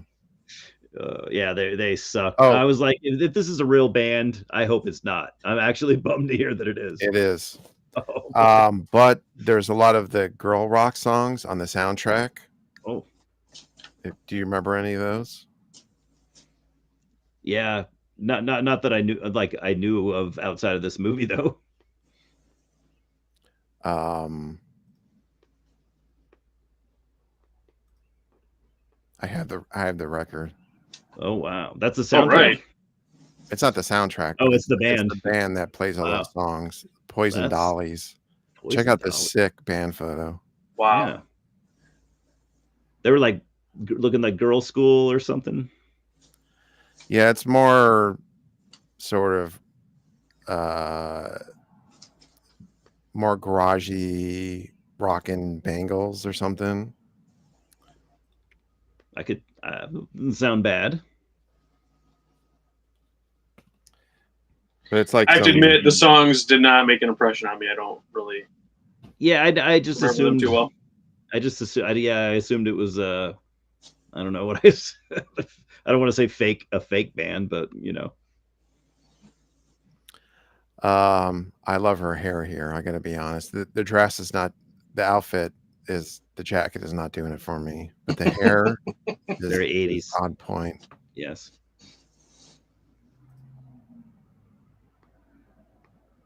There he is. Oh, Yeah, yeah. that's So right. there's a punk band called the Zeros, but this is not.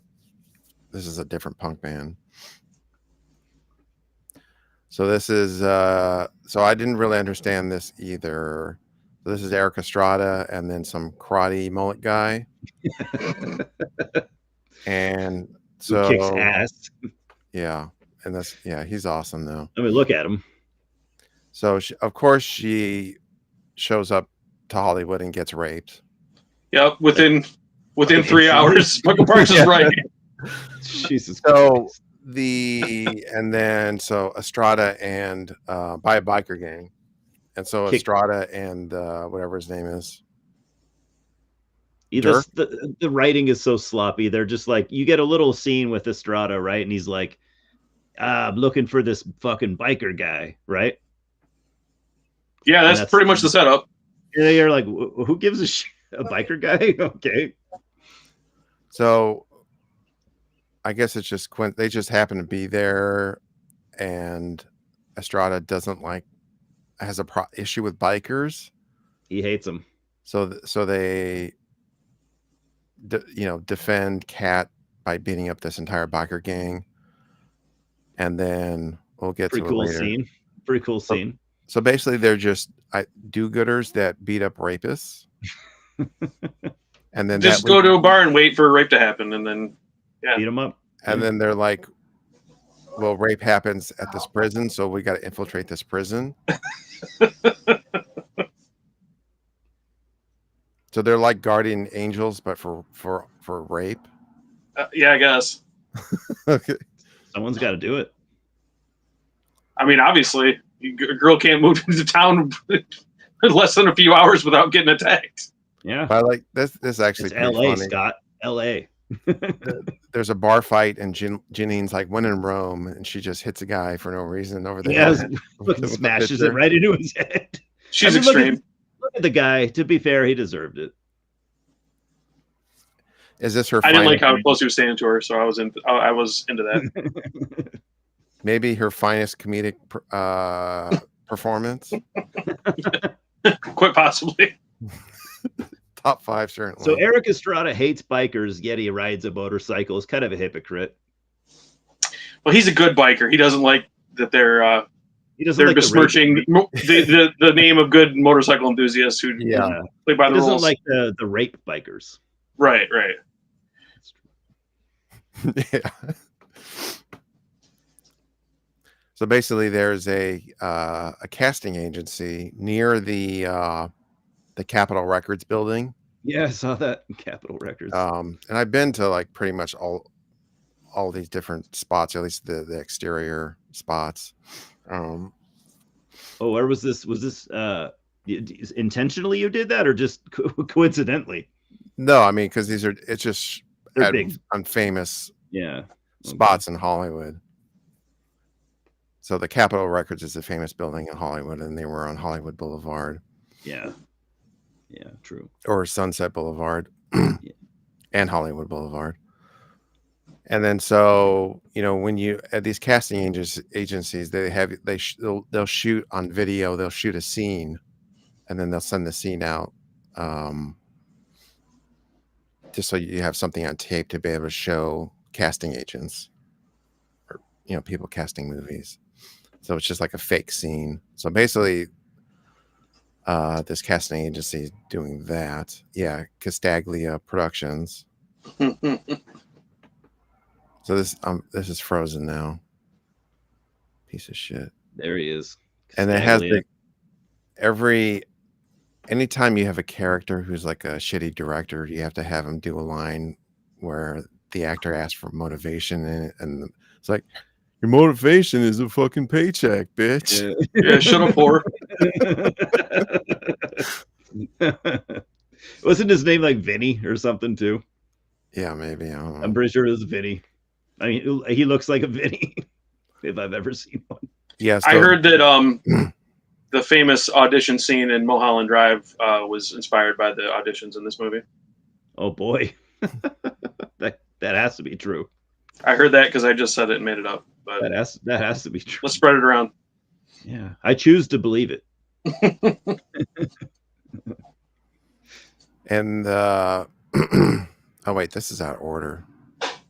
Yeah, I was like, wait Oh a wait, minute. maybe. Oh, I think I missed one. Well, basically, she's Kat.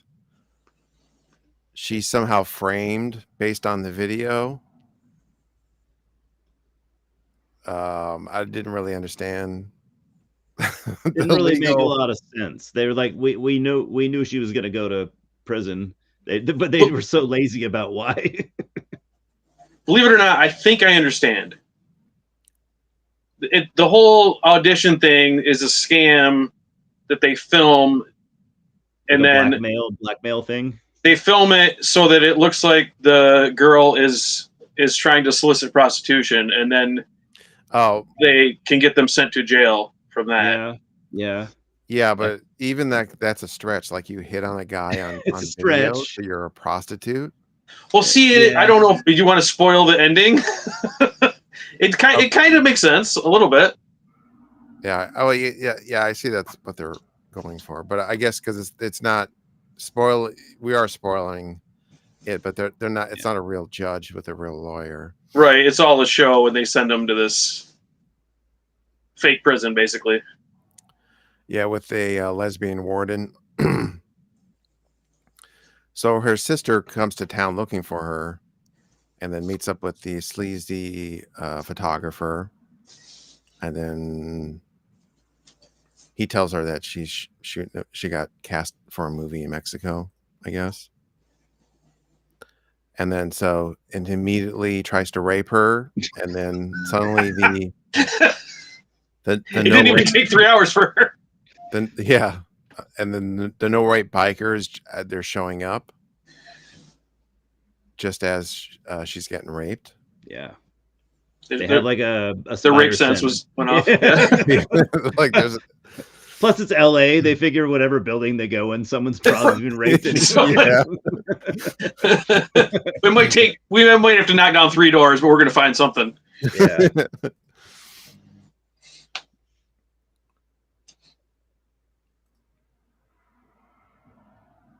Ron Jeremy. Yes.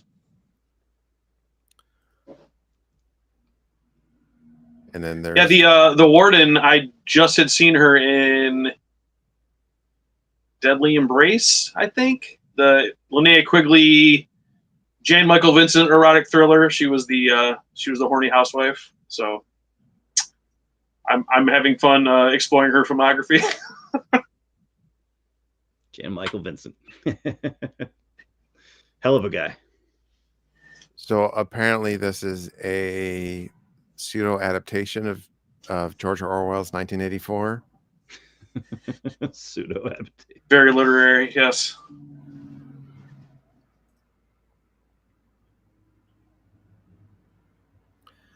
So her plan is I'm going to do the same thing she did. I'm going to go to this casting agency. Follow her footsteps. Right. And I like that they just immediately cut to she's guilty. You can figure it out. Like we know what's happening. Yeah, we don't need to waste time on that. Yeah, we didn't need to see another courtroom thing. There's a sick thing where he's just like at this temple. Forget. Because it's the 80s and everyone was into kung fu and shit. Breaking bricks. And so the guy in charge of this entire or at least the casting agency is Gazzara. Oh yeah, Ben Gazzara, not Ben Gazzara, but not Ben Gazzara. Whatever. He owned Gazzara's on the Sunset Strip, which is like what was like a hair metal club. Gazzarese, yeah. And then so he's they show a lot of that in Decline of the Western Civilization Part 2, the Metal Years. Yeah, the beauty contest or whatever. Yeah. I bet Janine is probably in that too, that documentary. Wouldn't be surprised.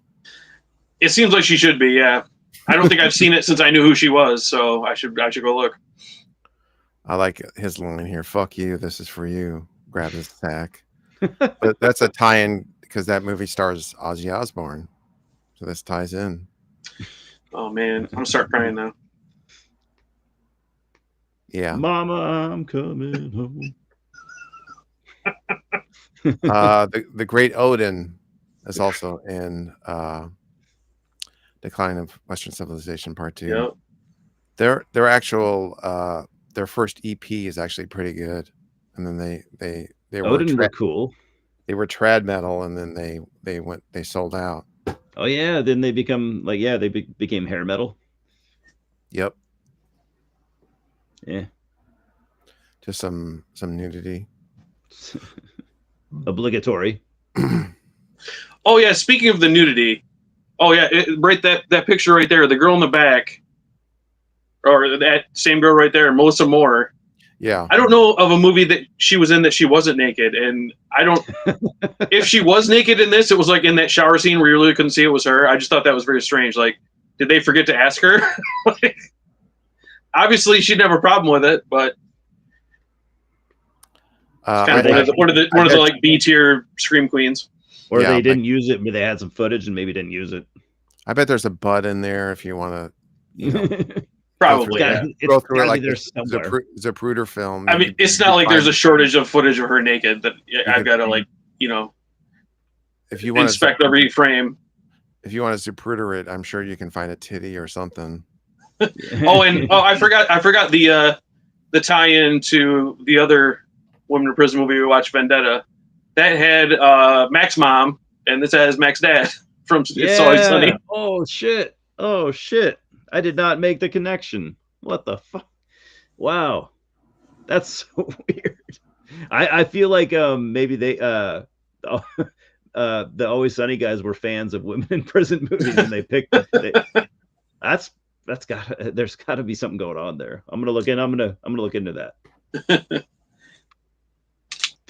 Mac's dad is such a good character too. And Melissa Moore, of course, is famously in Samurai Cop, and she's in a million other movies. Oh yeah, Samurai Cop. So her best role is in Samurai Cop. Invisible Maniac, with Savannah, the porn star that shot herself. Sorority House Massacre 2, of course. Vice Academy 2. Freaking classic. And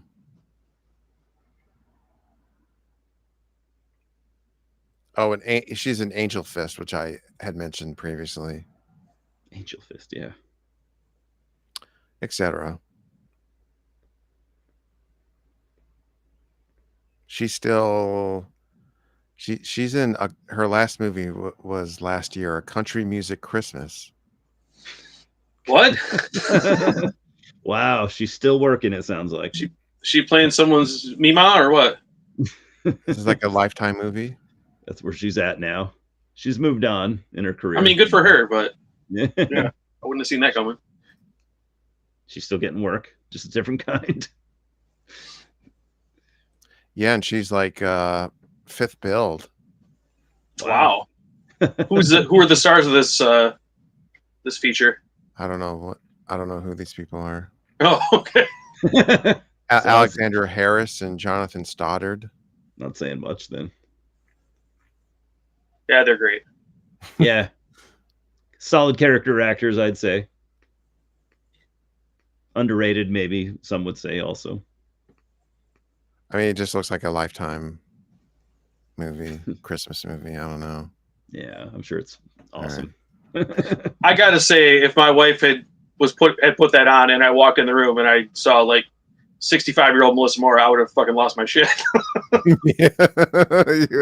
You'd sit down and watch it. Got a Road Warrior pop out of that.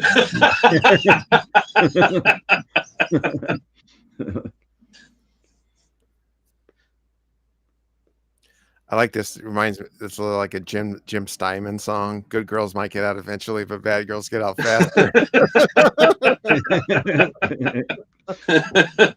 The lost Meatloaf track. that was like the demo version. He's like, we gotta clean these lyrics up. Yeah, that was the first draft. We want Meat to have a more clean image.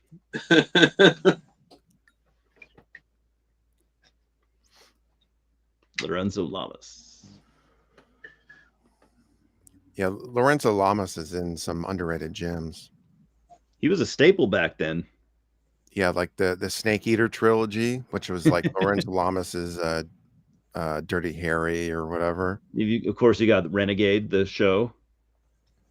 Yeah, and then a cool movie that we could actually do one time, because it's semi interesting. Is there's a movie where Lorenzo Lamas, he hijacks a like a Greyhound bus, and on the Greyhound bus are O.J. Simpson and Nicole Brown Simpson. Oh damn! Wow. And this is the only movie. Awkward. OJ is the driver of the bus, and then Nicole Brown is one of the passengers. Wow, what the fuck? And this is the only movie that has both of them in it. Jesus, I would have never known that they were in a movie together. Yeah, I think it's called Detour to Terror. Jeez, that has to be seen. That movie, I feel like, must be experienced. But yeah, it's sort of like a lost movie, but it's interesting for that, for the it's 1980, right? So I think I don't know if where they were in their relationship at that point. Yeah, were they dating? Were they married? Like, did they meet on this movie? Or yeah, did they even know each other yet? You know? Yeah, so I'm not. But it is. Point is, they're in it, and it's fucking weird. Yeah, I mean, she's just basically like an extra in it. But it's okay. 1980 Detour to Terror. Because OJ, they were kind of trying to set up to be a star back then. They were trying. I mean, he kind of was, but I think they wanted him to be like the next big thing. Yeah, this is. Well, yeah, it was made for TV, and he's basically the star of the movie. And Lorenzo Lamas is the villain. My favorite underrated Lorenzo Lamas role is in Lucha Underground. Have you ever seen it? The wrestling show. I've seen the show, but I don't remember seeing him in the show. He was like a corrupt city politician what's his name? Dario Cueto, the head of Lucha Underground, was paying off this guy who was Lorenzo Lamas, and then his role ended when Brian Cage showed up at his office with the magical gauntlet and put it on and punched him in the head, and his head exploded. I got to see that. Hell yeah! I was just like, I couldn't believe what I was watching. It's so awesome. That sounds so fucking cool. Yeah. And of course, he plays Chili in Body Rock, like his version of Breakin'. Chili. Who, OJ? No, Lorenzo Lamas. Oh, okay. OJ breakdancing and shit. That would be pretty sick. Yeah. Wasn't this Tiffany Million on the screen right now? I'm not sure. Former Glow superstar and future adult film star. Yeah, I don't know. So basically, it's a human trafficking operation. And there's a scene where they explain it, of course. And I like this image because, again, it's like the hair metal aesthetic. Like this could be a rat video. Like a rat video. It should be wet. That's the only thing that could improve it and make it more hair metal. Like it should be wet, so it's all shiny. Yeah. And then he fucks up our friend Ron Jeremy. That's a pretty good scene. Yeah. I don't think there are too many Ron Jeremy stunt scenes where he fights. I don't think. I wouldn't think so. I think the action scenes in this movie are pretty solid, though. Yeah, I like it because when he Paul Smith, who played Bluto and Popeye, Oh yeah, I like that they treat it like how that fight would actually be if you have a karate UFC guy and you have this giant guy who yeah. just head kicks him once and drops him and he's toast. You're like, the fat guy's totally gonna crush the little guy. Oh fuck, no, he didn't. That's like the early UFC, you would have fights like that. You're like, oh my Yeah. god, this guy's 400 pounds, and then you have a fit guy. Karate Just guy. Yeah, one head kick is all you need. Yeah, Fucking- yeah. yeah. No, I know exactly which fight you're talking about too. So he frees, he's an anti-rape kickboxer. He's So pretty he gets pretty to free- badass. He He's gets a good to free all character. these ladies. Oh yeah. Look how oily he is and jacked. He took his shirt off. And so this blew my mind because so the actual prison is across the street from Grauman's Chinese Theater on Hollywood Boulevard. That's cool. And so I actually had a date once at the Hamburger Hamlet, which is like right over here on the left. So it blew my mind watching this movie that was the twist, is the prison is behind the Hamburger Hamlet, which I've been to. I was like, I've been there. Did you live in LA? But yeah, or I lived something? in LA twice. Oh, okay. Cool. So I saw the movie after I had been to that restaurant, which hasn't probably went by like 10 years ago or something. But it was Oh. like a chain of a couple. Hamburger Yeah, a chain of a Hamlet. couple restaurants which were famous in LA, where like a lot of like actors supposedly hung out at. Damn. But this just kind of blew my mind, this ending. Yeah, it doesn't make a whole lot of sense. You're like, that's where they were this whole time? I gotta say, as silly as it is, I liked it because it was kind of surprising, and I was like, oh, that's kind of clever. Like, Yeah, it wasn't really a prison. Yeah, That's why it's this unique. could go on. Yeah, But hey, yeah. I think they I were liked they it were too. making a point of, like the Hollywood machine grinding up women kind of thing. Yeah, and not only are they doing it in secrecy, but they're kind of doing it in plain sight, almost like Among Us. So the other thing is, like I guess like the judge and the jury and the lawyers, they were all just actors. Yeah, that's how I took it. Yeah. So it's And just, did I miss it? What happened to the warden? Just got away, right? yeah, She never got killed. I guess you would assume. Leave it open. Like for the a last we sequel. saw of her, she told her goons to kill everybody, and then that was it. Then they started just blowing chicks away. yeah. Musso and Frank's is probably like the most famous Hollywood restaurant, where you had, Frank Sinatra would go there and Humphrey Bogart would always go there. It would be like you couldn't get a table at Musso and Frank's, you would go to Hamburger Hamlet.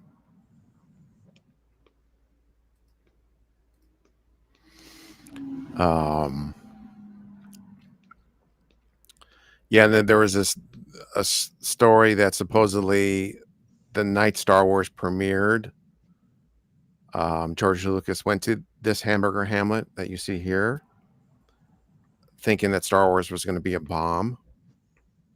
And then he was eating there and he walked out and he saw like the giant line around the block for Star Wars. Wow, that's so cool.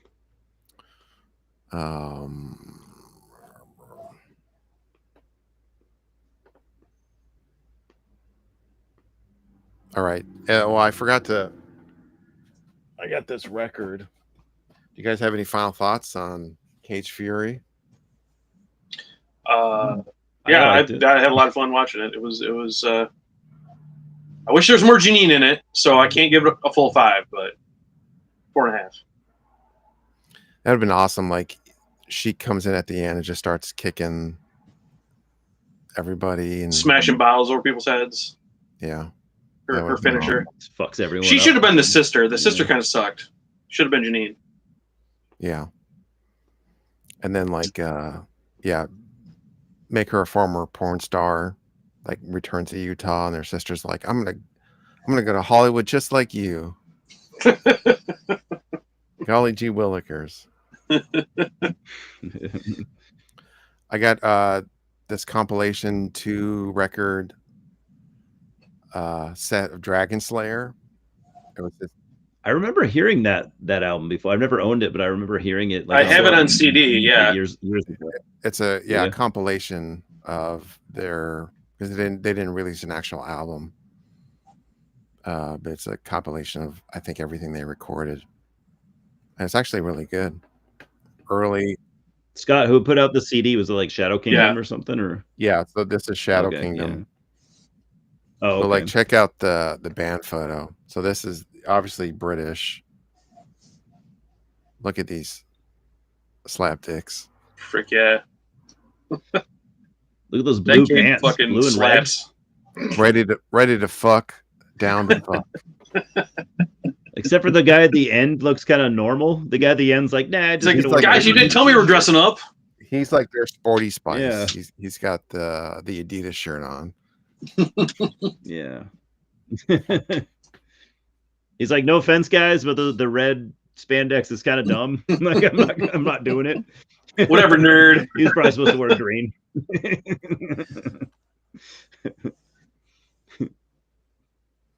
I haven't seen Rosary Murders. Either. I know what you're Donald talking Sutherland. about, though. Yes, it's very British. I've heard not good things about the Spinal Tap 2 trailer.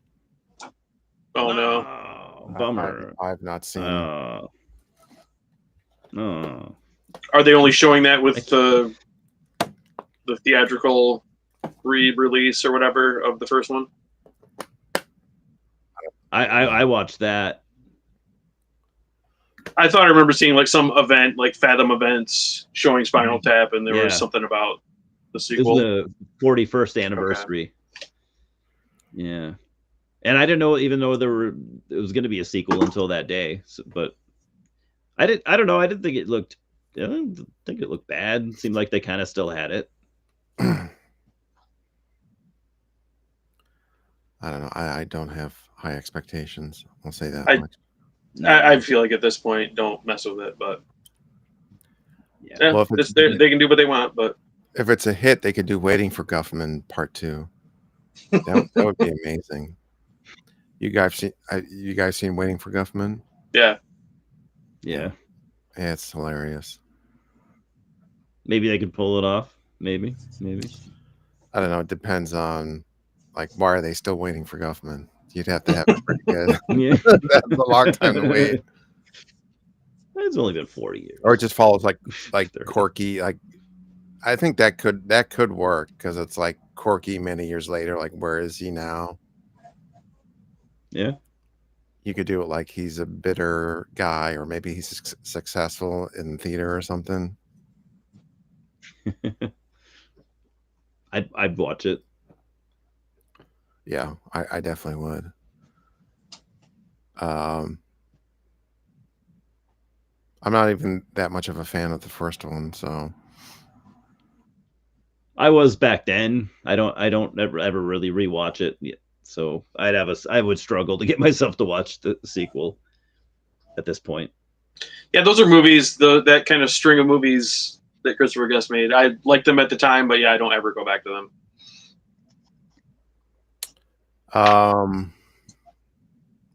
I watched Waiting for Guffman quite a few times. But also part of it was like, I worked in a video store. Those are movies we would play a lot for some reason. Because also, like, for some reason, Waiting for Guffman was like one of our all-time best renters. So, Really? like, yeah. Like, And Spinal Tap like- really holds up. Though. I think it was like top 3 of all the movies or at least top 5 most rented movie. So it's something like you would wouldn't guess. play, and anyone that wasn't aware of it would want to rent it. Okay. I would not have guessed that at all. That is, I don't know what to think about that. That's weird. I think is partially it's like people love Spinal Tap, but then Waiting for Guffman did not do much at the theater, or in the theaters. Their theatrical release, so it's like something that people want to get on home video. Mm-hmm. They didn't get to see it on the theater, or it's not playing on TV the way Spinal Tap was. Right. Yeah, it didn't get the same promotion and stuff. But yeah, it would constantly rent constantly. Yeah. Well, some things are just back then some movies just were big on home video for a number of reasons, as to where they were like flops in the theater. Yeah, because you had that phenomenon, like Austin Powers. Remember that? Not a huge, but it's a cultural phenomenon now. But at the theater, I think it made decent money, but it was very, for Mike Myers, small. It wasn't a massive theatrical success. Yeah, but I think it was probably the I think it sequels was probably probably were big enough. Big enough, yeah, big enough for them to, yeah, but still. But the two I remember was Faster Pussycat Kill Kill, and then Waiting for Guffman. Were two movies that just rented constantly. Wow. And then partially, like Faster Puss, that was the only way you could see it, was like coming to our store at the time.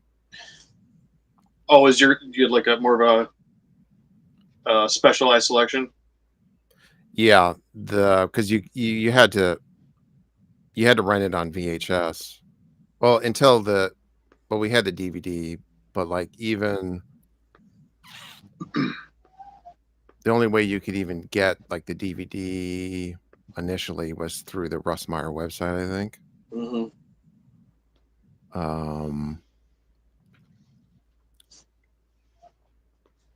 But yeah, those are two I remember that were like constantly renting, and you could look up the numbers, and they were huge in terms of how many times each copy rented. And then for not being like big blockbuster movies. Yeah, and then Spinal impressive. Tap is another one that would constantly rent, but you would kind of expect that because that's one that just people like to watch over and over again. And then and then the other, I don't remember if I mentioned this, but I might have. I think I did. But the Criterion DVD and the Laserdisc has an Spinal Tap has an hour of deleted scenes, and then that's right. Whatever MGM DVD and Blu-ray also has an hour of deleted scenes, but it's not the same hour. Oh, really? Yeah, I think you might have told me that because I saw Spinal Tap in the theater a couple weeks ago or something, and you might have told me me that then. So so you get them both, so you can have both hours of. So I have the Blu-ray and the Criterion DVD, and there's because like I think, I don't remember which is which, but there's like a whole bit with Cherie Curry has a girl band, and they all sleep with the girl band. That might only be on the Criterion. I can't remember which. Yeah, I haven't seen that, so I would say the Criterion then, because I don't have the Criterion. Yeah, so just FYI. So Criterion is putting out the 4Ks. I don't know what's going to be on that one. Well, thank you, Simon. That's lovely.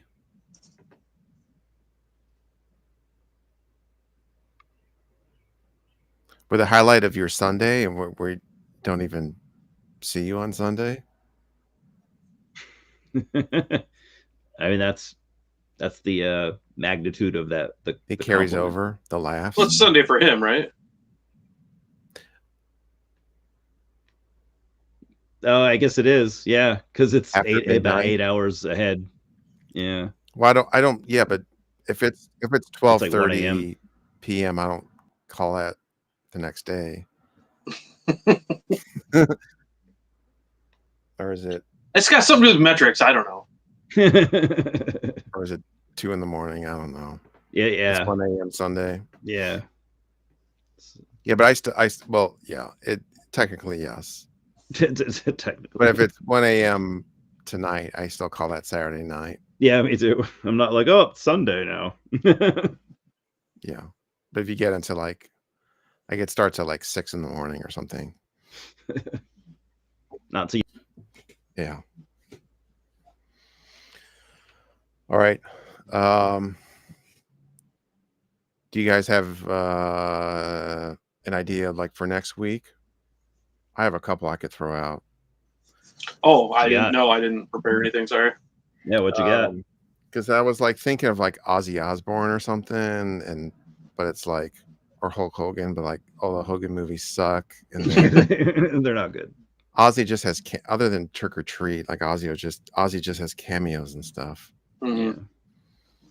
So one idea I had was doing like movie theater experiences or bad movie theater experiences, or we can just call it because they could be good or bad.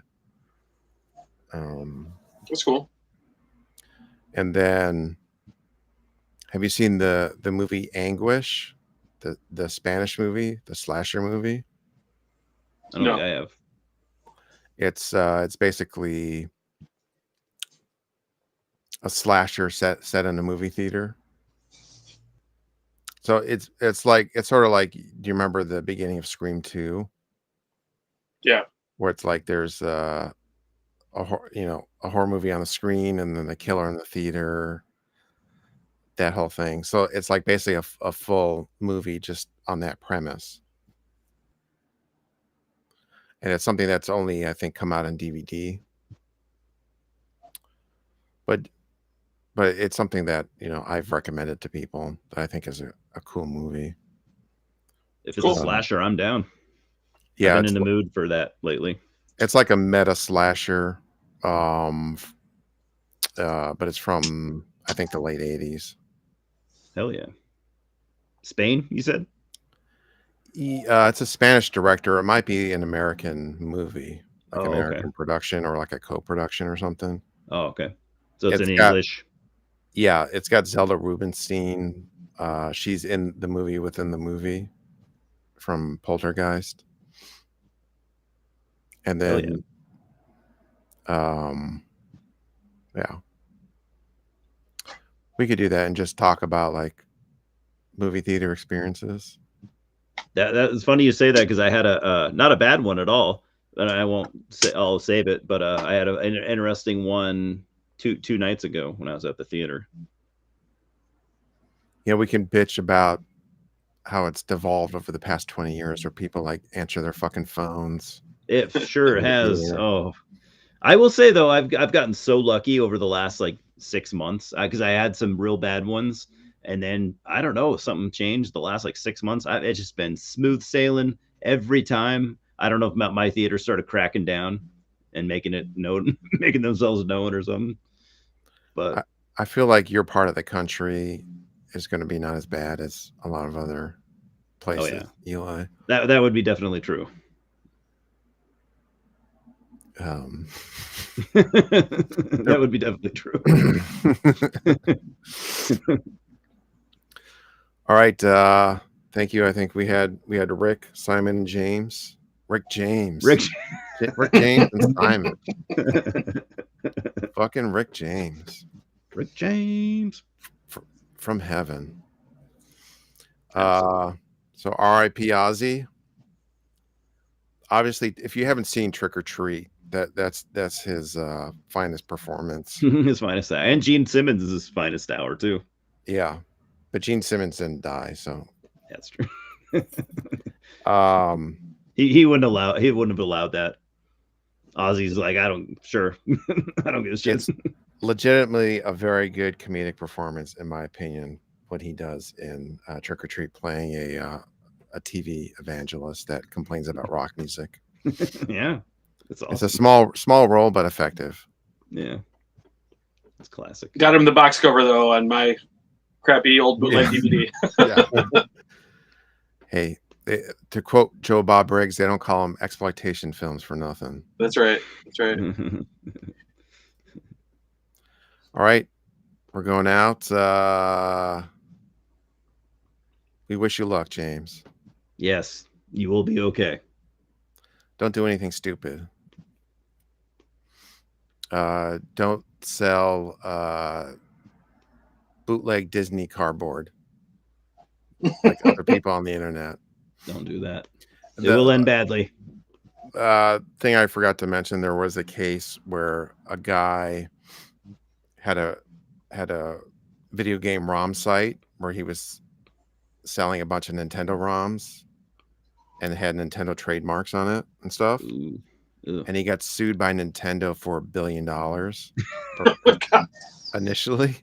He's like, dude, I haven't even made that much. Nor well. 1 out of a trillion. Yeah. And then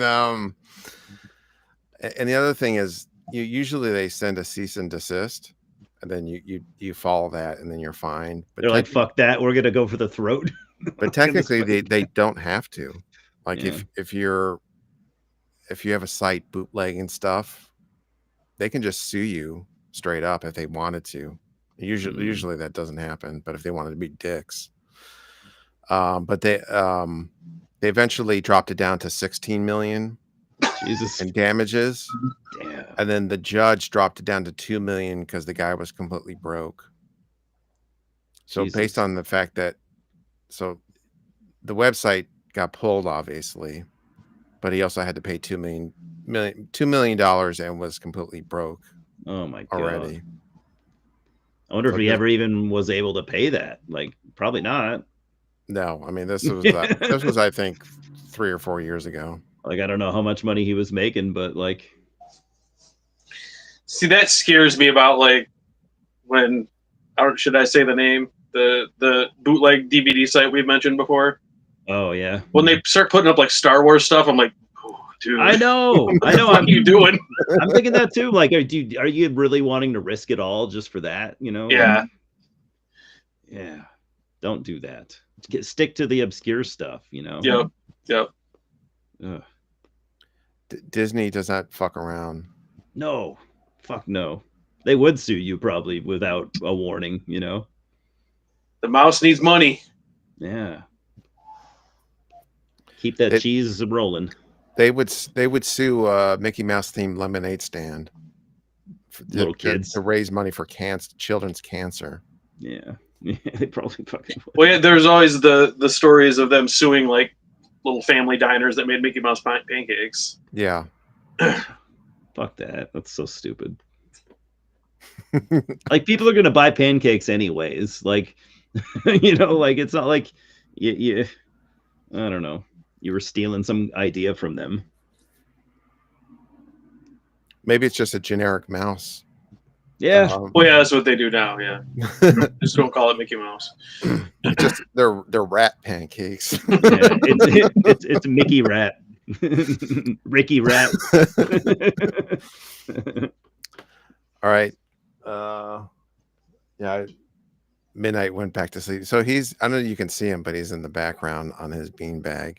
Yeah, he's like, I'm bored. Just so tired. A hard This is day. boring. Hard day being a cat. All right. Good night, everyone. Have a good one. Good night. Next week is movie theater experiences. So feel free to, including people in the chat, if you can come up with a list and let us know.